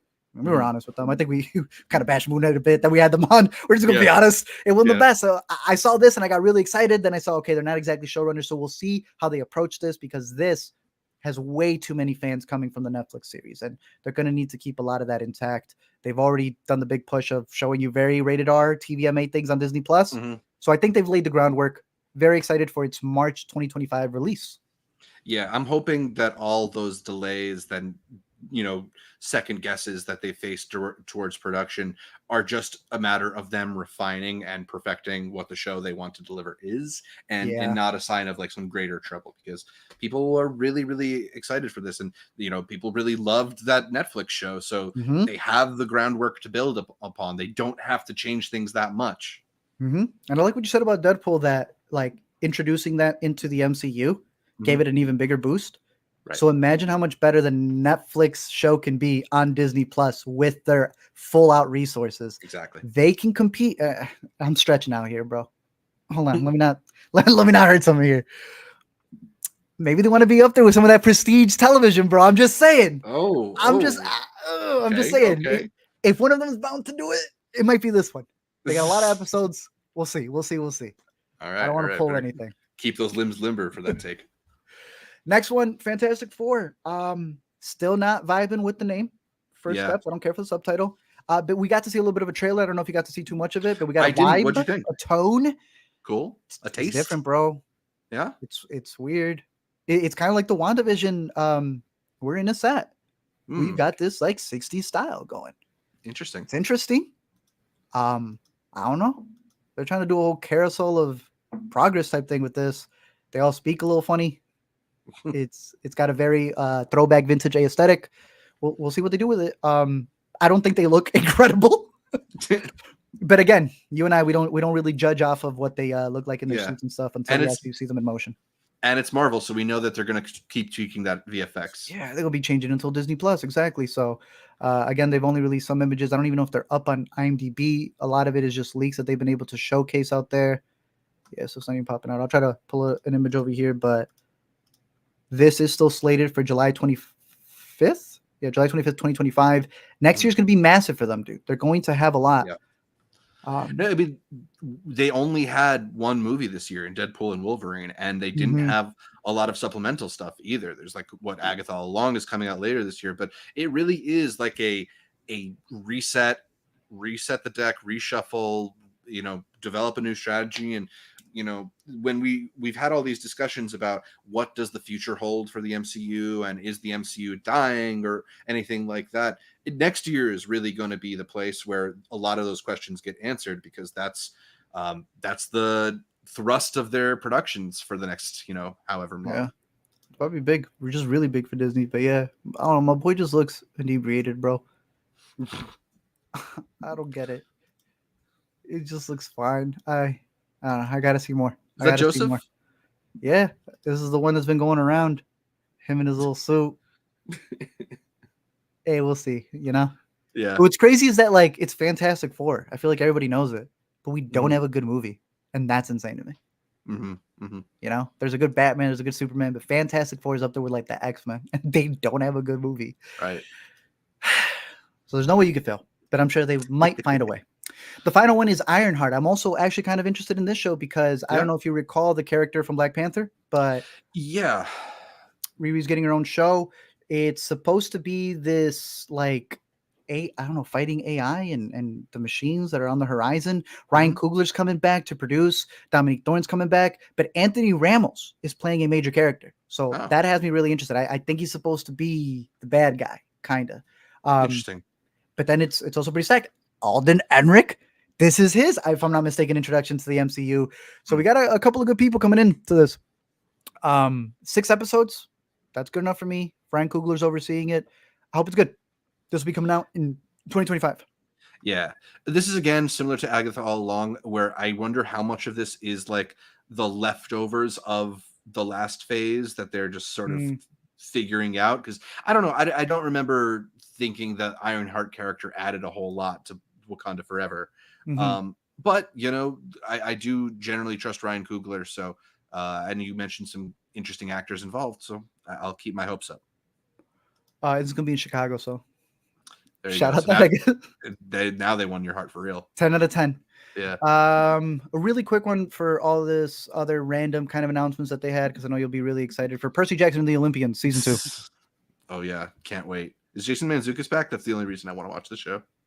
I don't even know if he was in the first season. That's it in Descendants versus Zombies. What even? The crowd went wild. David Blaine's National Geographic series. Hell yeah. This was the prime time of the event, by the way, when they were really announcing these. Right. We then move on to live action. Who? I like David Blaine. Covered in bees? I mean, I don't want to hang out with him, but I'm frequently impressed by what he can do. My man's out there doing Bear Grylls. Yeah. At this point. All right. The real stuff. Our last big section is the live action movies, and we begin with the big one. Mufasa the Lion King. I know you've heard a lot. Yay or nay? I'm gonna go nay. I did not like the previous quote unquote live. They're calling these live action. These are not live action movies. But I did not like the previous quote unquote live action Lion King. And to be honest, I'm just like really depressed about the idea of Barry Jenkins getting stuck with this one. I don't know if you saw that picture of him at D23 doing a panel for like 20 people sat on the floor because they scheduled his panel opposite another more in-demand panel. But man, he's too good of a director to be wasting so much of his life on this. Damn. Someone got a root for him, bro. He brought Aaron Pierre with him. He's my dude. Calvin Harrison is in it. Yeah. I want to root for him. Lin-Manuel's not doing the other music because he's coming in here. Mm-hmm. It's supposed to be all original songs. Mods is coming. We know it's not going to be good, but maybe. My biggest thing, and you didn't even get to mention it, they're changing the story. Now it's supposed to be that he's some orphan who came in and took something away from Scar, thus giving Scar more of a backstory that Disney has had a hard-on for, from Cruella no longer being cruel to dogs. Yeah, Maleficent no longer very being nice. evil. Well, I don't get this, bro. It makes the heroes look worse just to justify the villains. It's so weird. Which then ruins the original story because it gives, it makes what we know completely different. I don't know. I'm curious to see what they're going to do with it. I'm more curious, I guess, on the music. And it's just the fact that it's Barry Jenkins making the biggest jump that he's done. Yeah. Look, I'm going to root for it for sure because I like him and I'd rather see good movies. But I don't like this style. And I think Disney generally needs to reevaluate their approach to VFX in their live action movies, as evidenced by, I think, the one that you want to talk about next. I don't even want to talk about it, bro. It's a nay for me. What is it for you? Snow White. Look, I like Rachel Zegler. Everything else about this is just giving me the heebies. You don't think the witch is perfectly cast? I think a lot of people will enjoy rooting against her. I'm telling you right now, she's gonna be the best part of this movie. Gal Gadot as a villain she's gonna mop it. Yeah, maybe people are not gonna see it. People are not going to see it coming. I think Zegler's voice is going to be fantastic. There's no doubting that. I saw some of the leaked stuff. She's just humming. It was like a Kid Cudi rhythm that she was just doing around the house. It's going to be beautiful. What is this animation? Shot this in a box, a gray box, and just vomited Technicolor everywhere that you possibly could. I don't know what these things are, bro. Abominations. They do not. It's insane, right? That there's all this talk happening behind the scenes, and they're trying to talk about certain actors and this idea of like the casting that can happen for smaller people. Yeah. And that this was talking about Peter Dinklage's comments that he was frustrated that, and people were, I think, unfairly blaming him for this. It's nuanced. It's one of those ideas, right? Where does he become the scapegoat? Does he become the voice of like, don't take these roles? But like, why not? Immediately when I was hearing that argument of like, no, he wants better for people, so they shouldn't get this. So then they're going to do this instead? Like, we talked about Blue Beetle, right? Oh, the first Mexican superhero. And they're like, they're poor. They're dirt poor. But that doesn't mean I want somebody else to play the character because I don't want it to be offensive. Like, no, that's still a role that's meant for them. To not have little people playing these roles and instead get whatever this is, that's more offensive. It was not offensive when it was them. It's offensive when you make whatever this is, dude. This looks like the Wolverine CGI that they did for the small version that he meets at the bar. Because ultimately what they're doing is they're trying to have it both ways. They're trying to have little people without having it be, oh, these are the little people we cast here, right? And then ultimately, like you said, in the end, it just takes away roles from people who could probably use them. And I don't think that was Peter Dinklage's intention ever. It's just Dinklage's intention that, there should be a wider array of parts available. Yeah, even the older one, though, the one that had Stewart in it, the one I remember you guys were breaking down that it was all a thing for her to date the director or something like that, the Huntsman one, they had better casting in there. They their visuals and such, even with it being very dark and gritty. This is going the complete opposite way, and I think you could feel it. They're trying really hard for this to pop, and we'll see once we get more of it, but I don't know, it's very weird. I saw, they're calling it Snow White here, but I like how it's Disney's Snow White. Yeah, gotta distinguish it somehow. Hey. I think our singing is going to be the saving grace for it, but we'll see. Yeah. This one is slated to come out March 21st, 2025. Yeah. The next one is Lilo and Stitch. I don't see a reason for this to be live action, but I do love it's a live action movie where they refuse to show you anything that's live action. The thing they just keep cutting to over and over again is this Stitch. That, like you've been saying, this man, this boy, whatever, this alien is Mhm. not live action. It's the Yeah. CGI element of it that they keep showing you, and we have yet to see anything that's actually gonna be in the real world. I don't get Yeah. it. I think this is a world that definitely vibes off of being in animation. All the Yeah. characters and the way they move. I mean, that's I don't want to see a real person looking at Stitch. Yeah. It's That's gonna be weird. weird. The like the CGI character does not give me any faith. It does like there's something a little bit like weird and ugly in a way that I think doesn't work. Like, yeah, he's supposed to kind of be like a weird and ugly character, but just it looks grimy and dirty with the CGI. I don't know. I don't. Yeah. It has so much more life in the 2D Yeah. animation. We haven't seen enough to call it off yet, but from what we have seen, they're almost trying to make him like the Disney live action Deadpool. He Right. keeps breaking fourth walls. Like it's never a normal thing. I'm like, why aren't we seeing him in context of the movie? Like, I don't know what they're playing with here, but Yeah, or Lilo and what they're Stitch, hiding. yeah, I'm sure they'll have their live action combined universe at some point, as they've done with what was it, the Wreck-It Ralphs, but Mhm. that one's slated for 2025 as well. Like we've said, massive year for Disney. And it continues because in October they still got another one. All of these are 2025, dude. Tron Stacked. Ares. Other than Jared Leto, who plays the title character of Ares, Yeah. the cast is pretty good. I think Mhm. the fact that they're bringing in, I know a band that you're very excited for, and the idea that they're not going off of their names, but the actual, Yeah, band name. it's What funny. theories you got for that? I don't know why they decided to be credited as Nine Inch Nails and not Trent Reznor and Atticus Ross on this one, but Yeah. that's cool. I prefer them when they're Trent Reznor and Atticus Ross, but I'm sure it'll still be Maybe we're good. getting a new sound. Yeah, Maybe they got to charge Mickey more. maybe a little heavier or something. We'll see.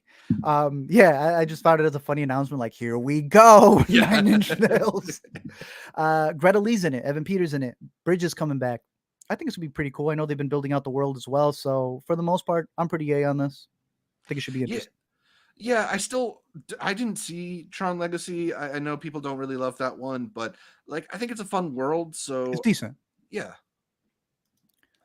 I'm That one, curious. like I said, it'll be coming out October 10th, 2025.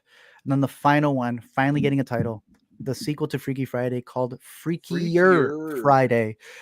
Jamie Lee Curtis and what's her name? Lindsay Lohan come back.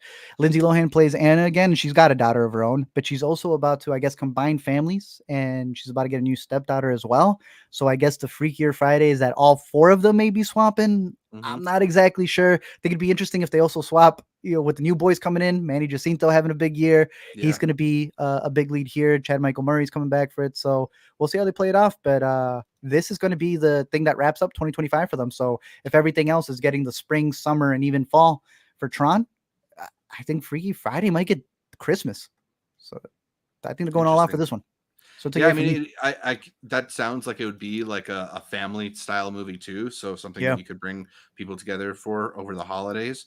It's just crazy to me that all the like every little bit of pop culture from my youth is being strip mined for these big blockbusters now. Like it felt like Freaky Friday was just sort of like a whatever release when we were younger. And I don't know, does this demand a sequel? Do we really need to go back to this?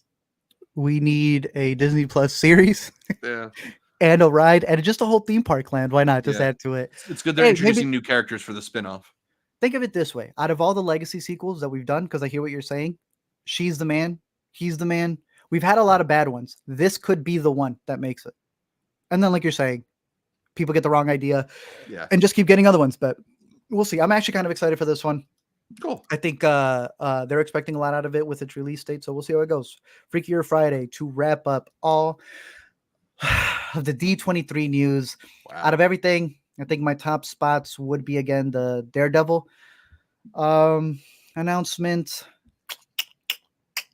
Greatest Showman, and I'm going to go with the Win or Lose Pixar series. Yeah. I'm going to say Win or Lose. I'll throw Hoppers onto there too. Avatar, the new title announcement, something I'm excited for. Title. Yeah. And Monster Trucks by The Rock. Yeah. And David Blaine going Bear Grylls. Perfect. Yeah. If you have anything else that you think we missed from D23 or something you're excited for, let us know down below. Let us know in the chat. I've been seeing some people mention some stuff. Take this time to go through some of the things that people have been saying. I see the chat really liking 9-Inch Nails for it because Tron is a big part of it. Who did is it Daft Punk, no? For the last one? Yeah. Yeah. I think they could bring some cool sound Totally. to it. I know we had a starred Their one from score for earlier. Challengers kind of was reminiscent in some ways of Daft Punk and that electronic sound, so they're definitely fit for it. As we jump into the best and biggest part of the show, we got one question from earlier from Ricardo who said, "Can't wait to watch Sing Sing. I've heard some of the Oscar buzz for it. Do you guys think it has a chance to get a Best Picture nom?" That's been a conversation we've been having. How do you feel? To be honest, when I first saw the movie, when we were at South by, I thought that it would get a Coleman Domingo nomination for sure, and maybe another nomination. But it's a small movie. It's a very intimate movie, and I thought it might be a little too small to maybe break through when a lot of the bigger splasher movies comes out. But now that a lot of people have had a chance to see it and we're getting people's reactions to it, people have really, really embraced this film. People are feeling very moved by it.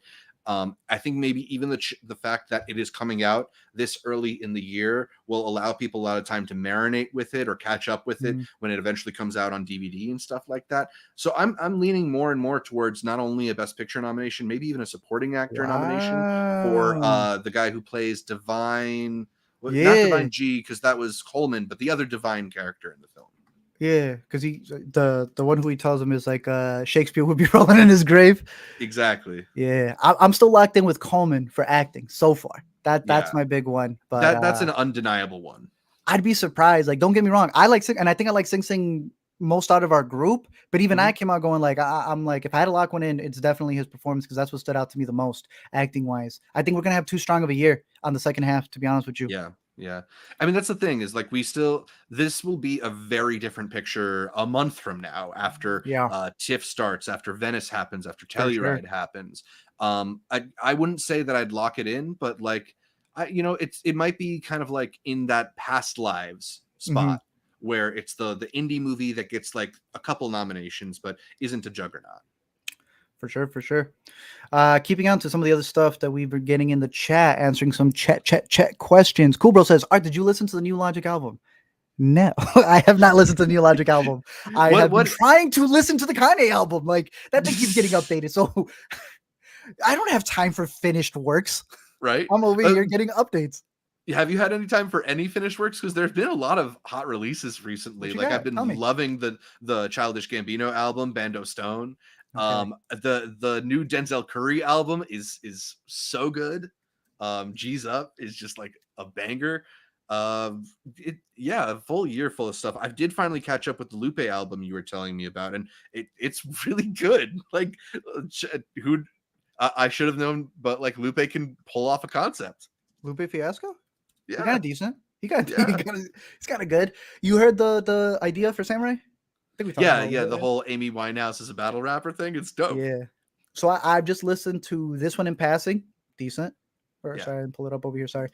Samurai. This is the one from Chicago's own Lupe Fiasco. Yeah. Denzel Curry's I've listened to in passing as well. I've liked some of the songs, some of the singles, especially the ones with Mexican tea and stuff. Do you have a specific one that stood out? G's Up or is it Sked? It's like Scared, but I think it's spelled SKED. SKAD. Damn, bro. Can I get anything but a needle drop review? My God. SEO up. Okay. Which one did you say? SKED. Is that how you say it? It's terrible, bro. This thing just gave me Imperial. Oh, geez. Yeah. Wrong album. Dear Lord, bro. Can I just get the songs? Okay. Hot One. Yeah. Track 9 right there. Track 9. Skid? Track 7. Wait, it's got my boy Kenny, though. Kenny Mason, bro. That's who we got to see together at his concert, Terminal 5. Yeah. Oh, that's another one too. That was, I think, the last concert you and I did together was Denzel Curry at Terminal 5. One of the greatest. I've been wanting to go there for the longest time. That thing, they perfectly pack it. Good views all around, but the sound, the audio was so good there. If he's back at Terminal 5, we're gonna have to go for this. Yeah. A lot of New Yorkers hate that venue because it's so hard to get through public transportation. But we drove. We were fine. I got those. So we got it just fine. It was good. And then I do agree with you on this Childish Gambino.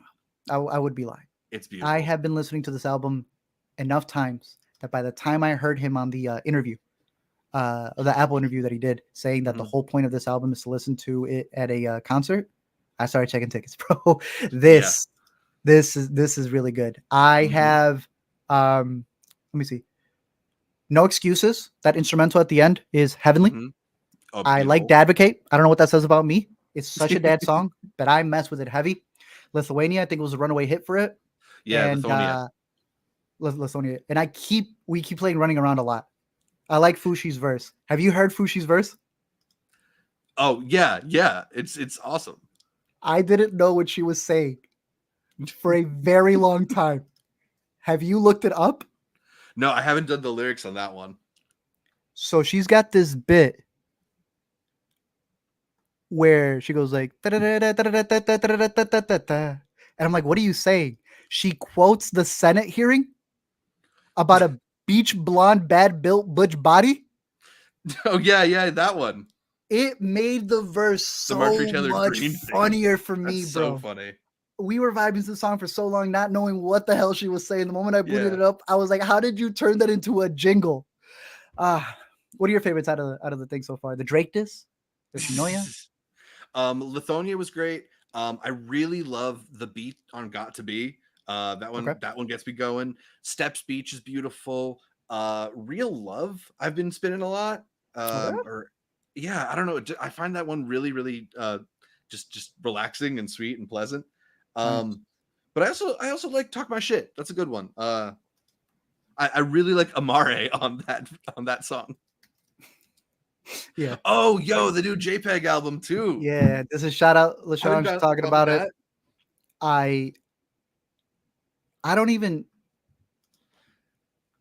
have enough hoes around me to be scared by this music, but they're running away at any inkling of this man being brought up. I have not made the jump to this man. Oh, I have listened to some of JPEG with you. I listened to a lot of his features. Oh, tell me what there is. I must be the hoe because I'm scared, bro. I'm not.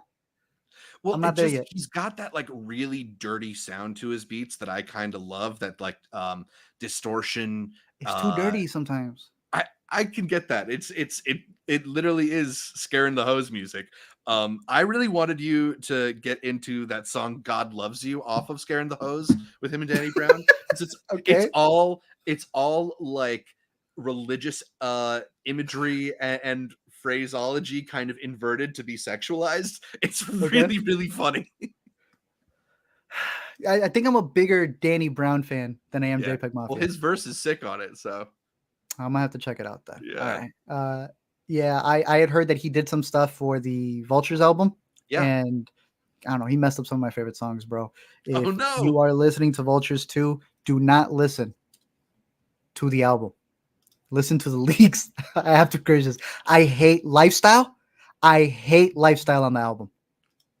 And I heard JPEG Mafia is to blame for that. But Zachary Shevich, there is a leak. I need you to listen to the leak of this song. Probably this one right here. It's so good, bro. Ty Dolla $ign is so heavenly. And I don't know what JPEG Mafia did to it. So that is why I refuse to listen to JPEG Mafia. We got a shout out to Brat. I think this has clearly been the album of the summer. I like the joke that it is not called a Tortured Poets summer. It is called a Brat summer. Yep. Hell, Megan Thee Stallion still out there calling it a Hot Girl summer. That thing still continued. This is clearly the runaway hit. I've been liking all of it. I mean, at least culturally, it seems to have captured the moment. I really enjoyed it. I've never been like a huge Charlie XCX person, but this album really clicked for me. Oh, our buddy Andres, he made me a whole playlist. I imported that over to Apple. He was preaching. He was the prophet for Charlie before Charlie became even bigger than she's already been, because it's been a while since she had her number one single, which I think goes all the way back to Fancy, that people forget. That was her chorus. And now, I mean, damn near politicized with this. She from the UK, but she helping out US politics over here.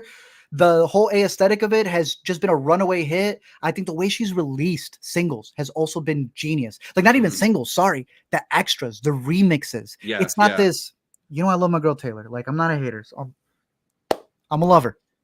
Worst album of hers. But like here's notes.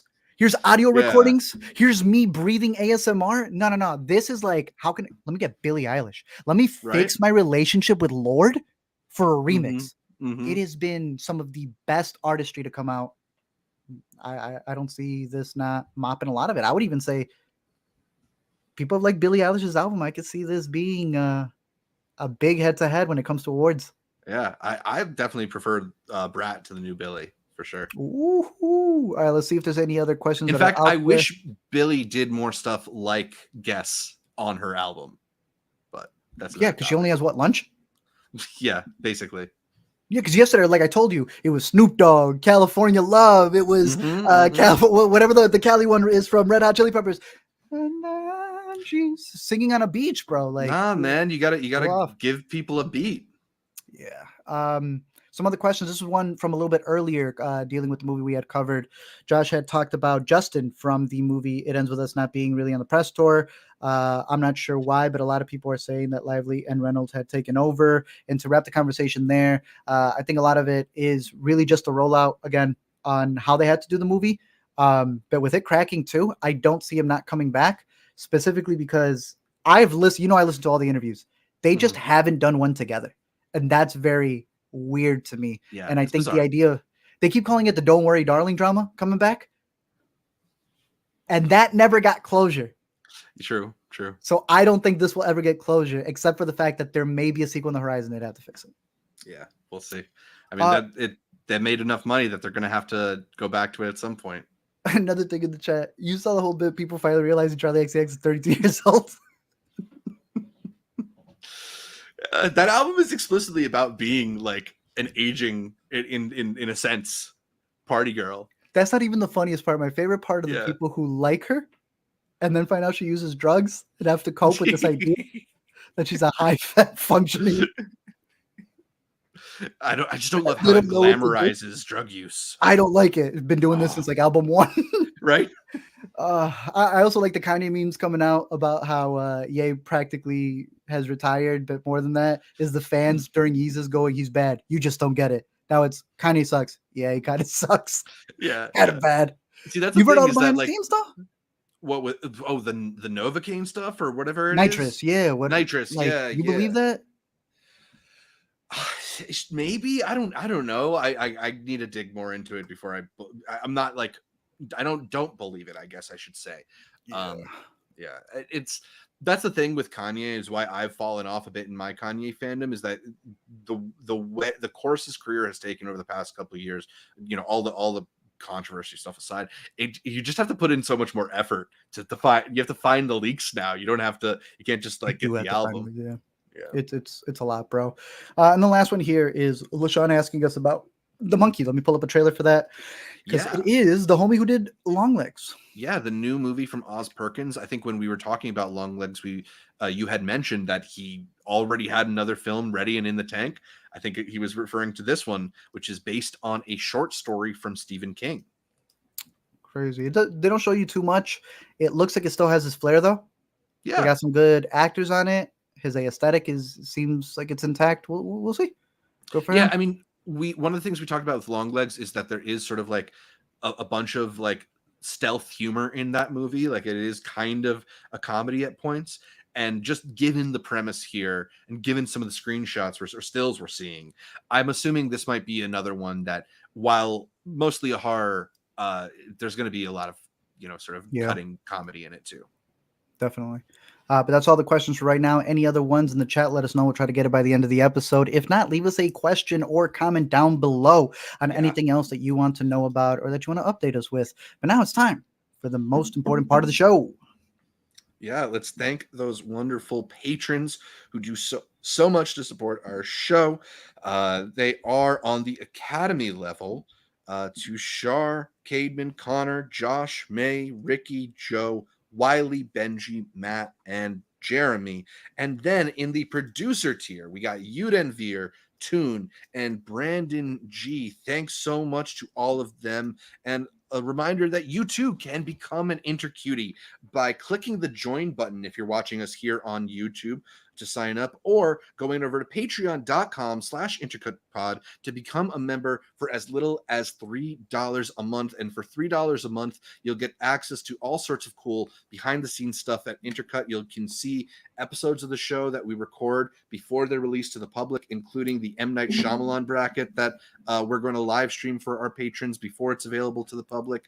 You get access to our brackets before we record them, and other episode outlines before we record them. At $5, we'll follow you on social media. We can follow you from our new Letterboxd account. We'll follow you to your house.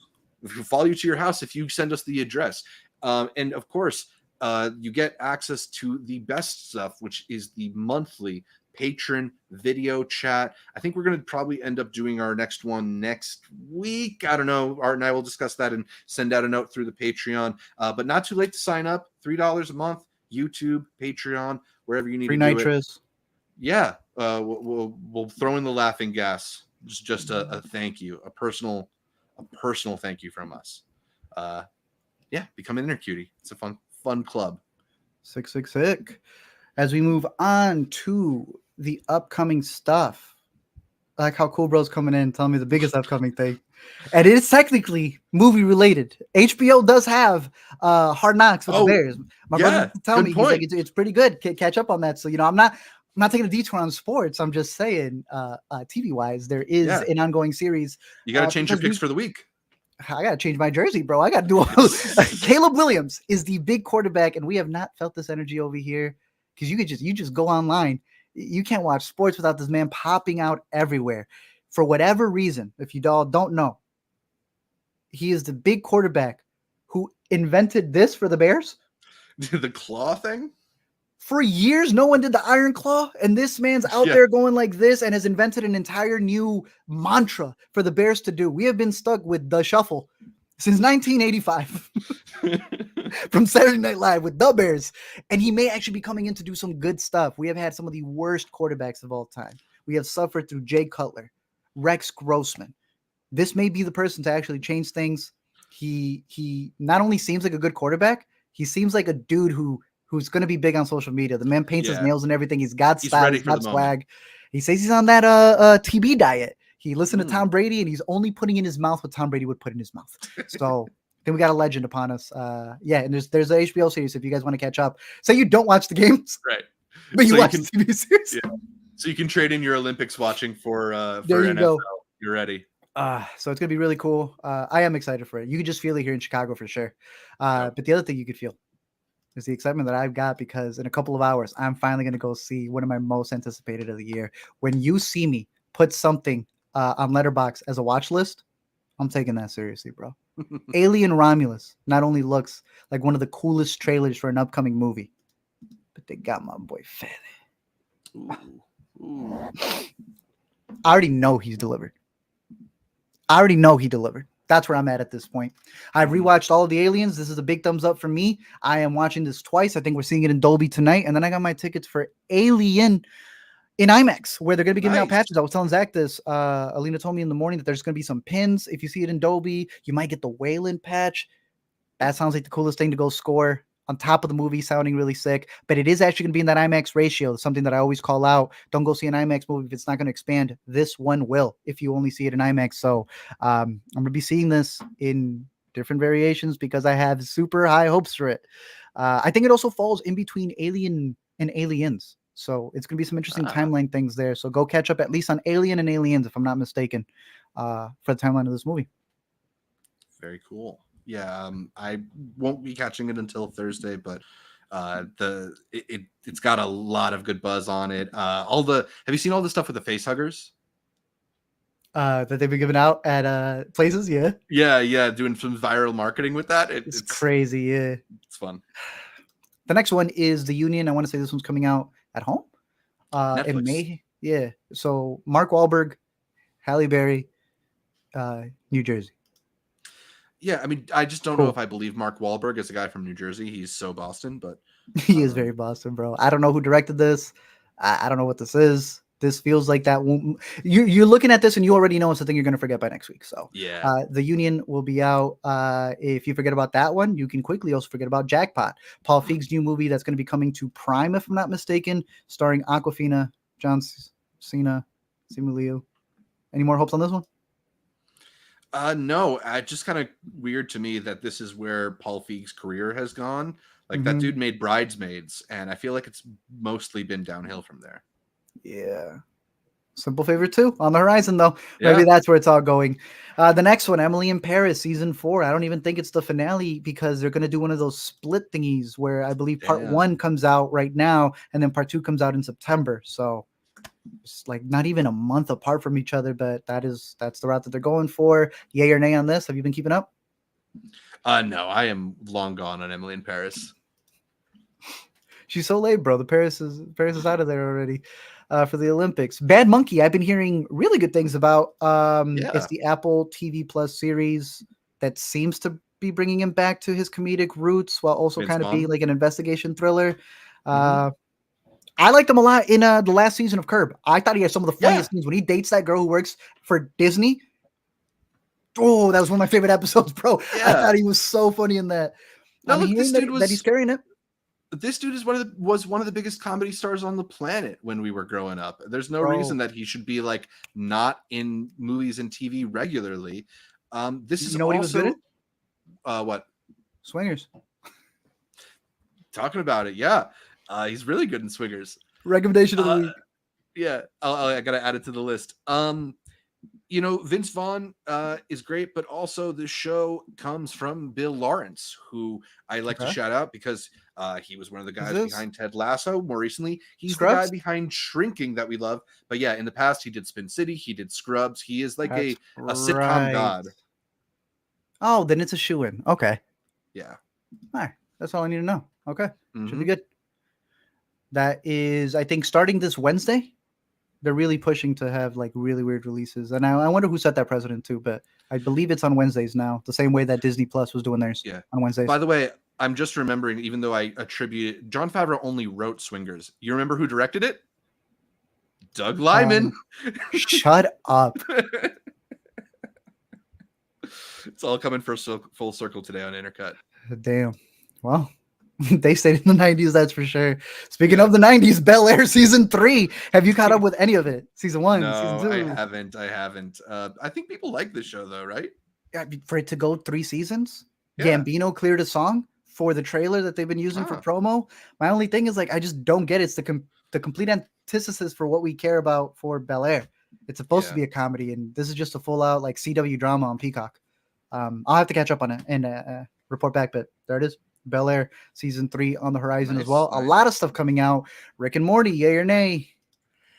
I haven't caught the more recent Rick and Morty's, but I like me some Rick and Morty. I probably won't watch it, to be honest, unless I hear good things. I've become the cliche, and I'm Team Smiling Friends at the moment, so that's where I'm at right now. But some of the other movies coming out. Rob Peace, we got to catch this one over at Sundance. 2-hour movie by Chiwetel Ejiofor, also starring Chiwetel Ejiofor, I believe based on a true story, right?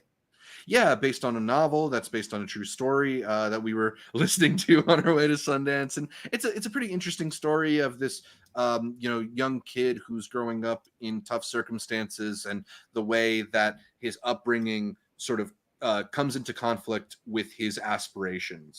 I think the story is interestingly told, but not quite as in depth as you can expect from a book.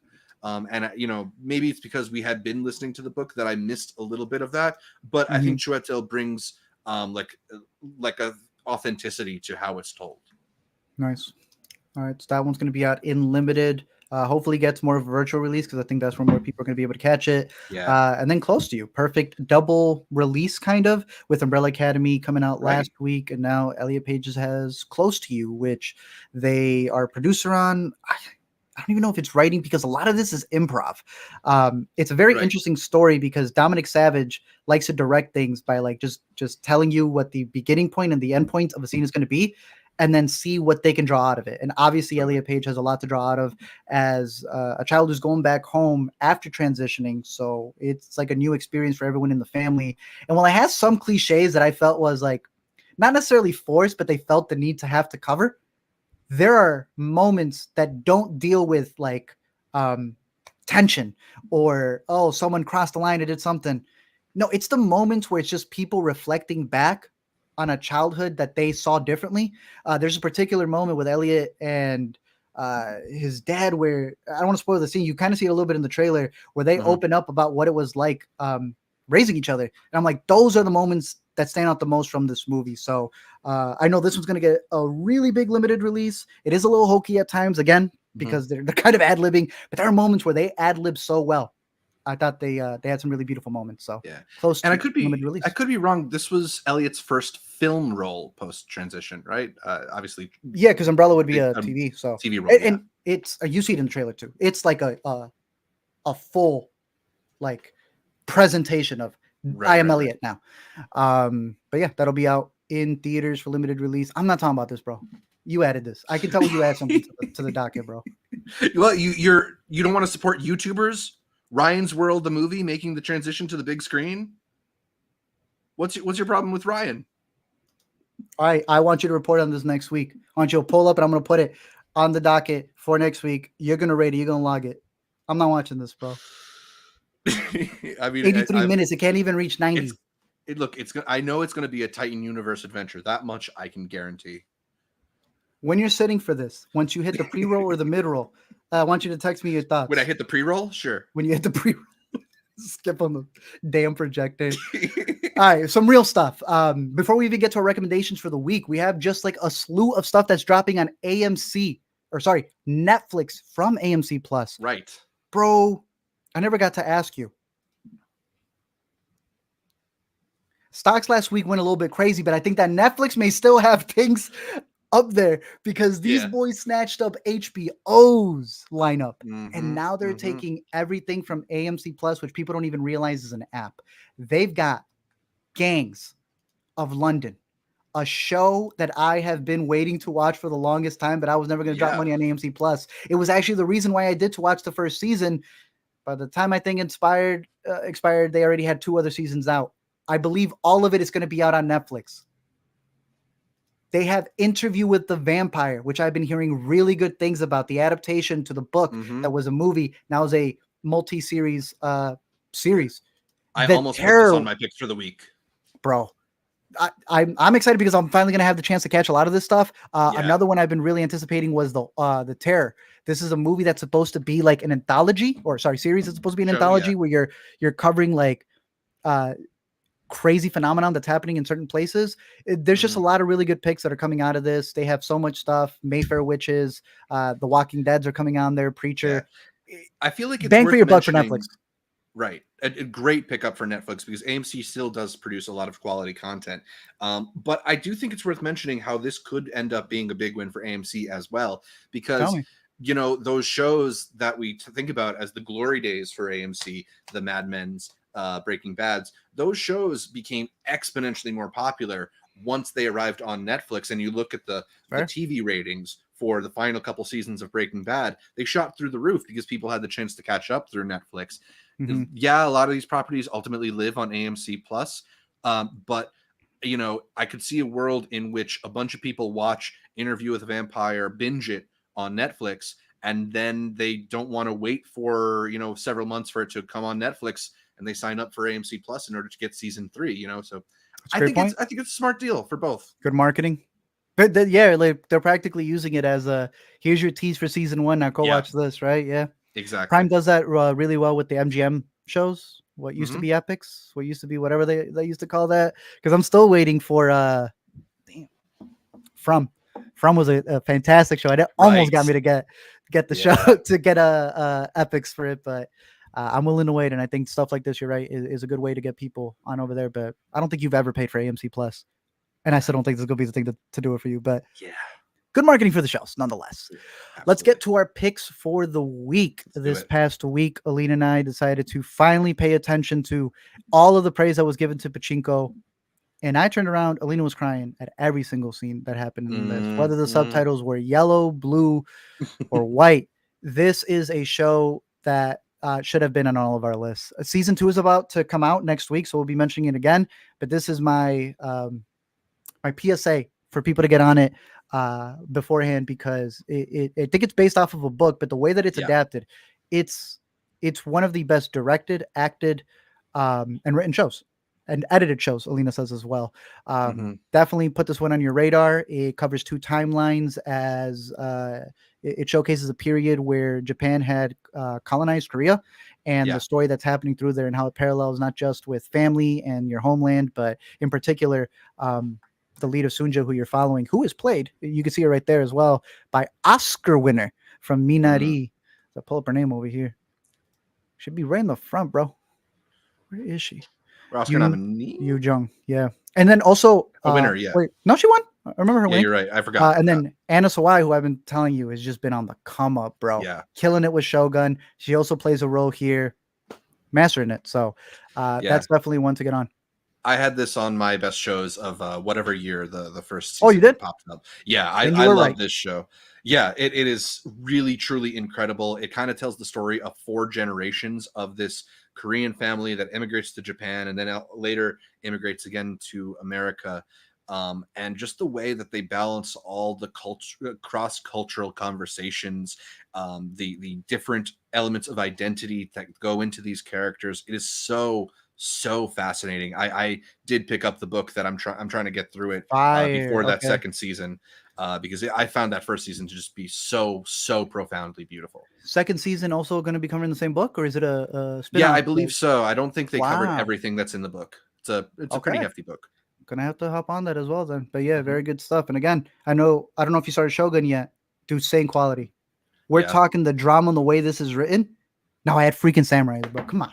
It's good. It's good stuff. Pachinko, definitely hop on that. We will be talking about Pachinko season 2 throughout as well. But had to add that on the list, as well as the Hypnosis. This is one that I've been anticipating right there. I always tell you, if I put it on the watch list, I'm serious about it. It showcased at Chicago Film Fest last year, and it sounded like the funniest thing in the world. It's got Anders from pull him up. Is it even on? Worst person in the world? No? Damn, bro. I was for certain it was him. It I guess looks it's not. like him, but I guess It looks maybe just it's like not. him, bro.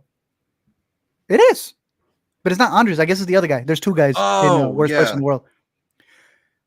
Interesting.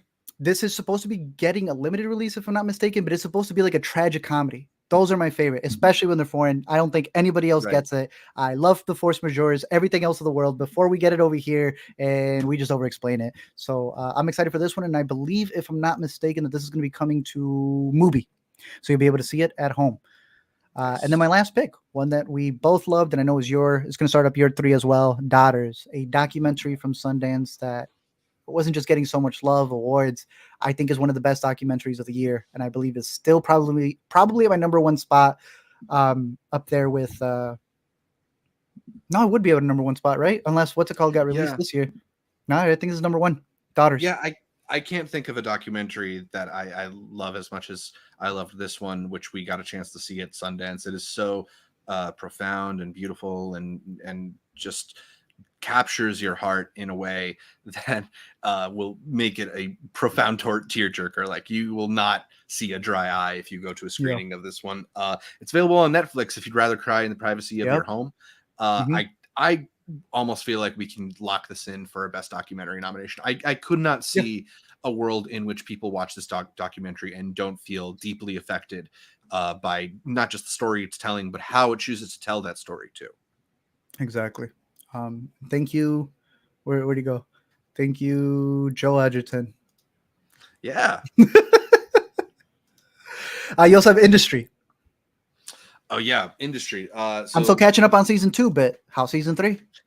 I mean, season 3 started off with a huge bang. If it's one thing about this show is that the showrunners are unafraid to take big swings and move their characters along and really just kind of make progress in the way that they all interact off each other, because there's this sort of like ruthless capitalism that drives a lot of the characters on this show, and I've loved the way in which the show sort of confronts how ethics and morals just ultimately get compromised when we're talking about bottom line and profits. A big thing in that first episode of the third season is the whole idea of like woke investing and whether or not the people who are making these decisions are ultimately committed to those platitudes that they talk about. But it's also that this has just got one of the most dynamic, interesting casts on TV. Mahila is such a dominant force on the show. I thought the first episode gave a lot to our girl, Marissa Isabel, whose character is going through a lot right now. It's just like the characters are so constantly dealing with tension and on the edge of crisis, and then when they're not about to explode, they're either fucking or doing drugs or drinking, and it just leads to a lot of like fun and spontaneity and just energy. The show has a great energy, the great vibes. I can't wait to watch more of it. I'm all the way in. Sounds good. And then this last one, this one has evaded me the entire time. Did you get the chance to guess? No, I haven't, and now I'm excited to get the chance to. Mountains. This is a film that premiered at the Tribeca Festival and did something that's a little bit unusual for a film that premieres at Tribeca. It then went to TIFF, so it got sort of the upgrade fest in a way. And I think the response to this one has, it was an award winner at Tribeca, and the response to this one has been really excellent. It's about I believe a Haitian immigrant who's working construction in Miami, and how he sort of is responding to being part of physically being part of the gentrification that's taking place to his neighborhood. It's got really fantastic reviews. I'm really excited to catch up with it. Interestingly, this weekend it is opening in Miami first, where the film is taking place. I don't get the rollout for this movie. I'm just gonna be honest with you. Yeah, it's a little bizarre. It's going Miami, then New York, and then nationwide. Yeah. And to me, how you roll out your movies, how you roll out your movie. But when you have a theme and a message for your movie, and then your rollout's the complete opposite about getting the word out there, it's very confusing to me. And I hope that for a movie that seems to be pretty good and has been getting positive reviews, they don't ruin it and squander the rollout so then it doesn't actually pick up legs. Because like you're saying, this has been out since 2023, and it's barely getting a limited release. Yeah, so I'm mentioning it here mostly just to put it on people's radar, put it on your watch list. You probably aren't somewhere where you're going to get a chance to see it this weekend, but hopefully sometime soon, because it's been getting some good buzz. To run it back, I got Pachinko on my list. Season 1 is fantastic. There's a book to read as well, so I'll be catching up on that all before season 2 over on Apple TV Plus. If you've got Mubi, watch The Hypnosis, a film that looks like it's going to be a blend of genres, a cringy comedy of sorts. I'm excited for it. And then we got the double up pick right here with Daughters, the best documentary of the year. Get some Kleenex before you watch it. Definitely watch it at home. Yeah, I'm doubling up with Daughters. I am recommending. Sorry, I misplaced it. I'm recommending Industry Season 3, which just started on HBO, and my final pick is in limited release, the indie film Mountains. Beautiful. That is everything for this week's show. Again, a reminder that you can follow me over at LME Movies on all social media. We've got the Letterboxd account as well, where obviously with this being a whopping 2 hours, it gets cut up. We got different segments, but maybe you just want a quick refresher on what you can find for the movies that we talked about, like Swingers. Maybe you want to go see Doug Liman's 1997 Swingers starring Jon Favreau, and you forgot that we mentioned it on here, but you knew it was something very special. We have a Letterboxd account over at Intercut. I want to say it was Intercut Pod. Intercut Pod, yeah. Where you can follow all of our updates and all of the reviews as we aggregate them here between the both of us and our guests. But Zach, where can people find more from you? You can find more from me at Zshevich across social media or at Multiplex Show anywhere you find videos. A reminder that you can listen to every episode of the Intercut Podcast on iTunes, Anchor, Spotify, whatever your favorite podcatcher is. And you can catch the live video here weekly where we go through the weekend must-watch, going through all of the releases of the week from movies, TV, all the entertaining stuff, including news. Big shout out to all the Intercuties who listen live, all of the patrons and iTunes listeners who give us that 5-star review. Any stars from me is special, but we like it when it goes all 5. Did we chart anywhere? We charted all over the place. We charted in Nigeria, Czech Republic, the UAE, Singapore, Portugal, Poland, South Africa, Netherlands, Spain, Canada, Great Britain, and of course, right here in the United States.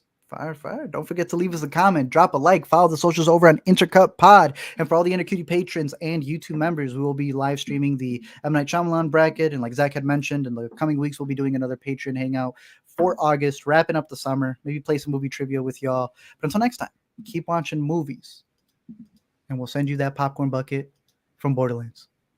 Hope it can hold my Reese's Pieces.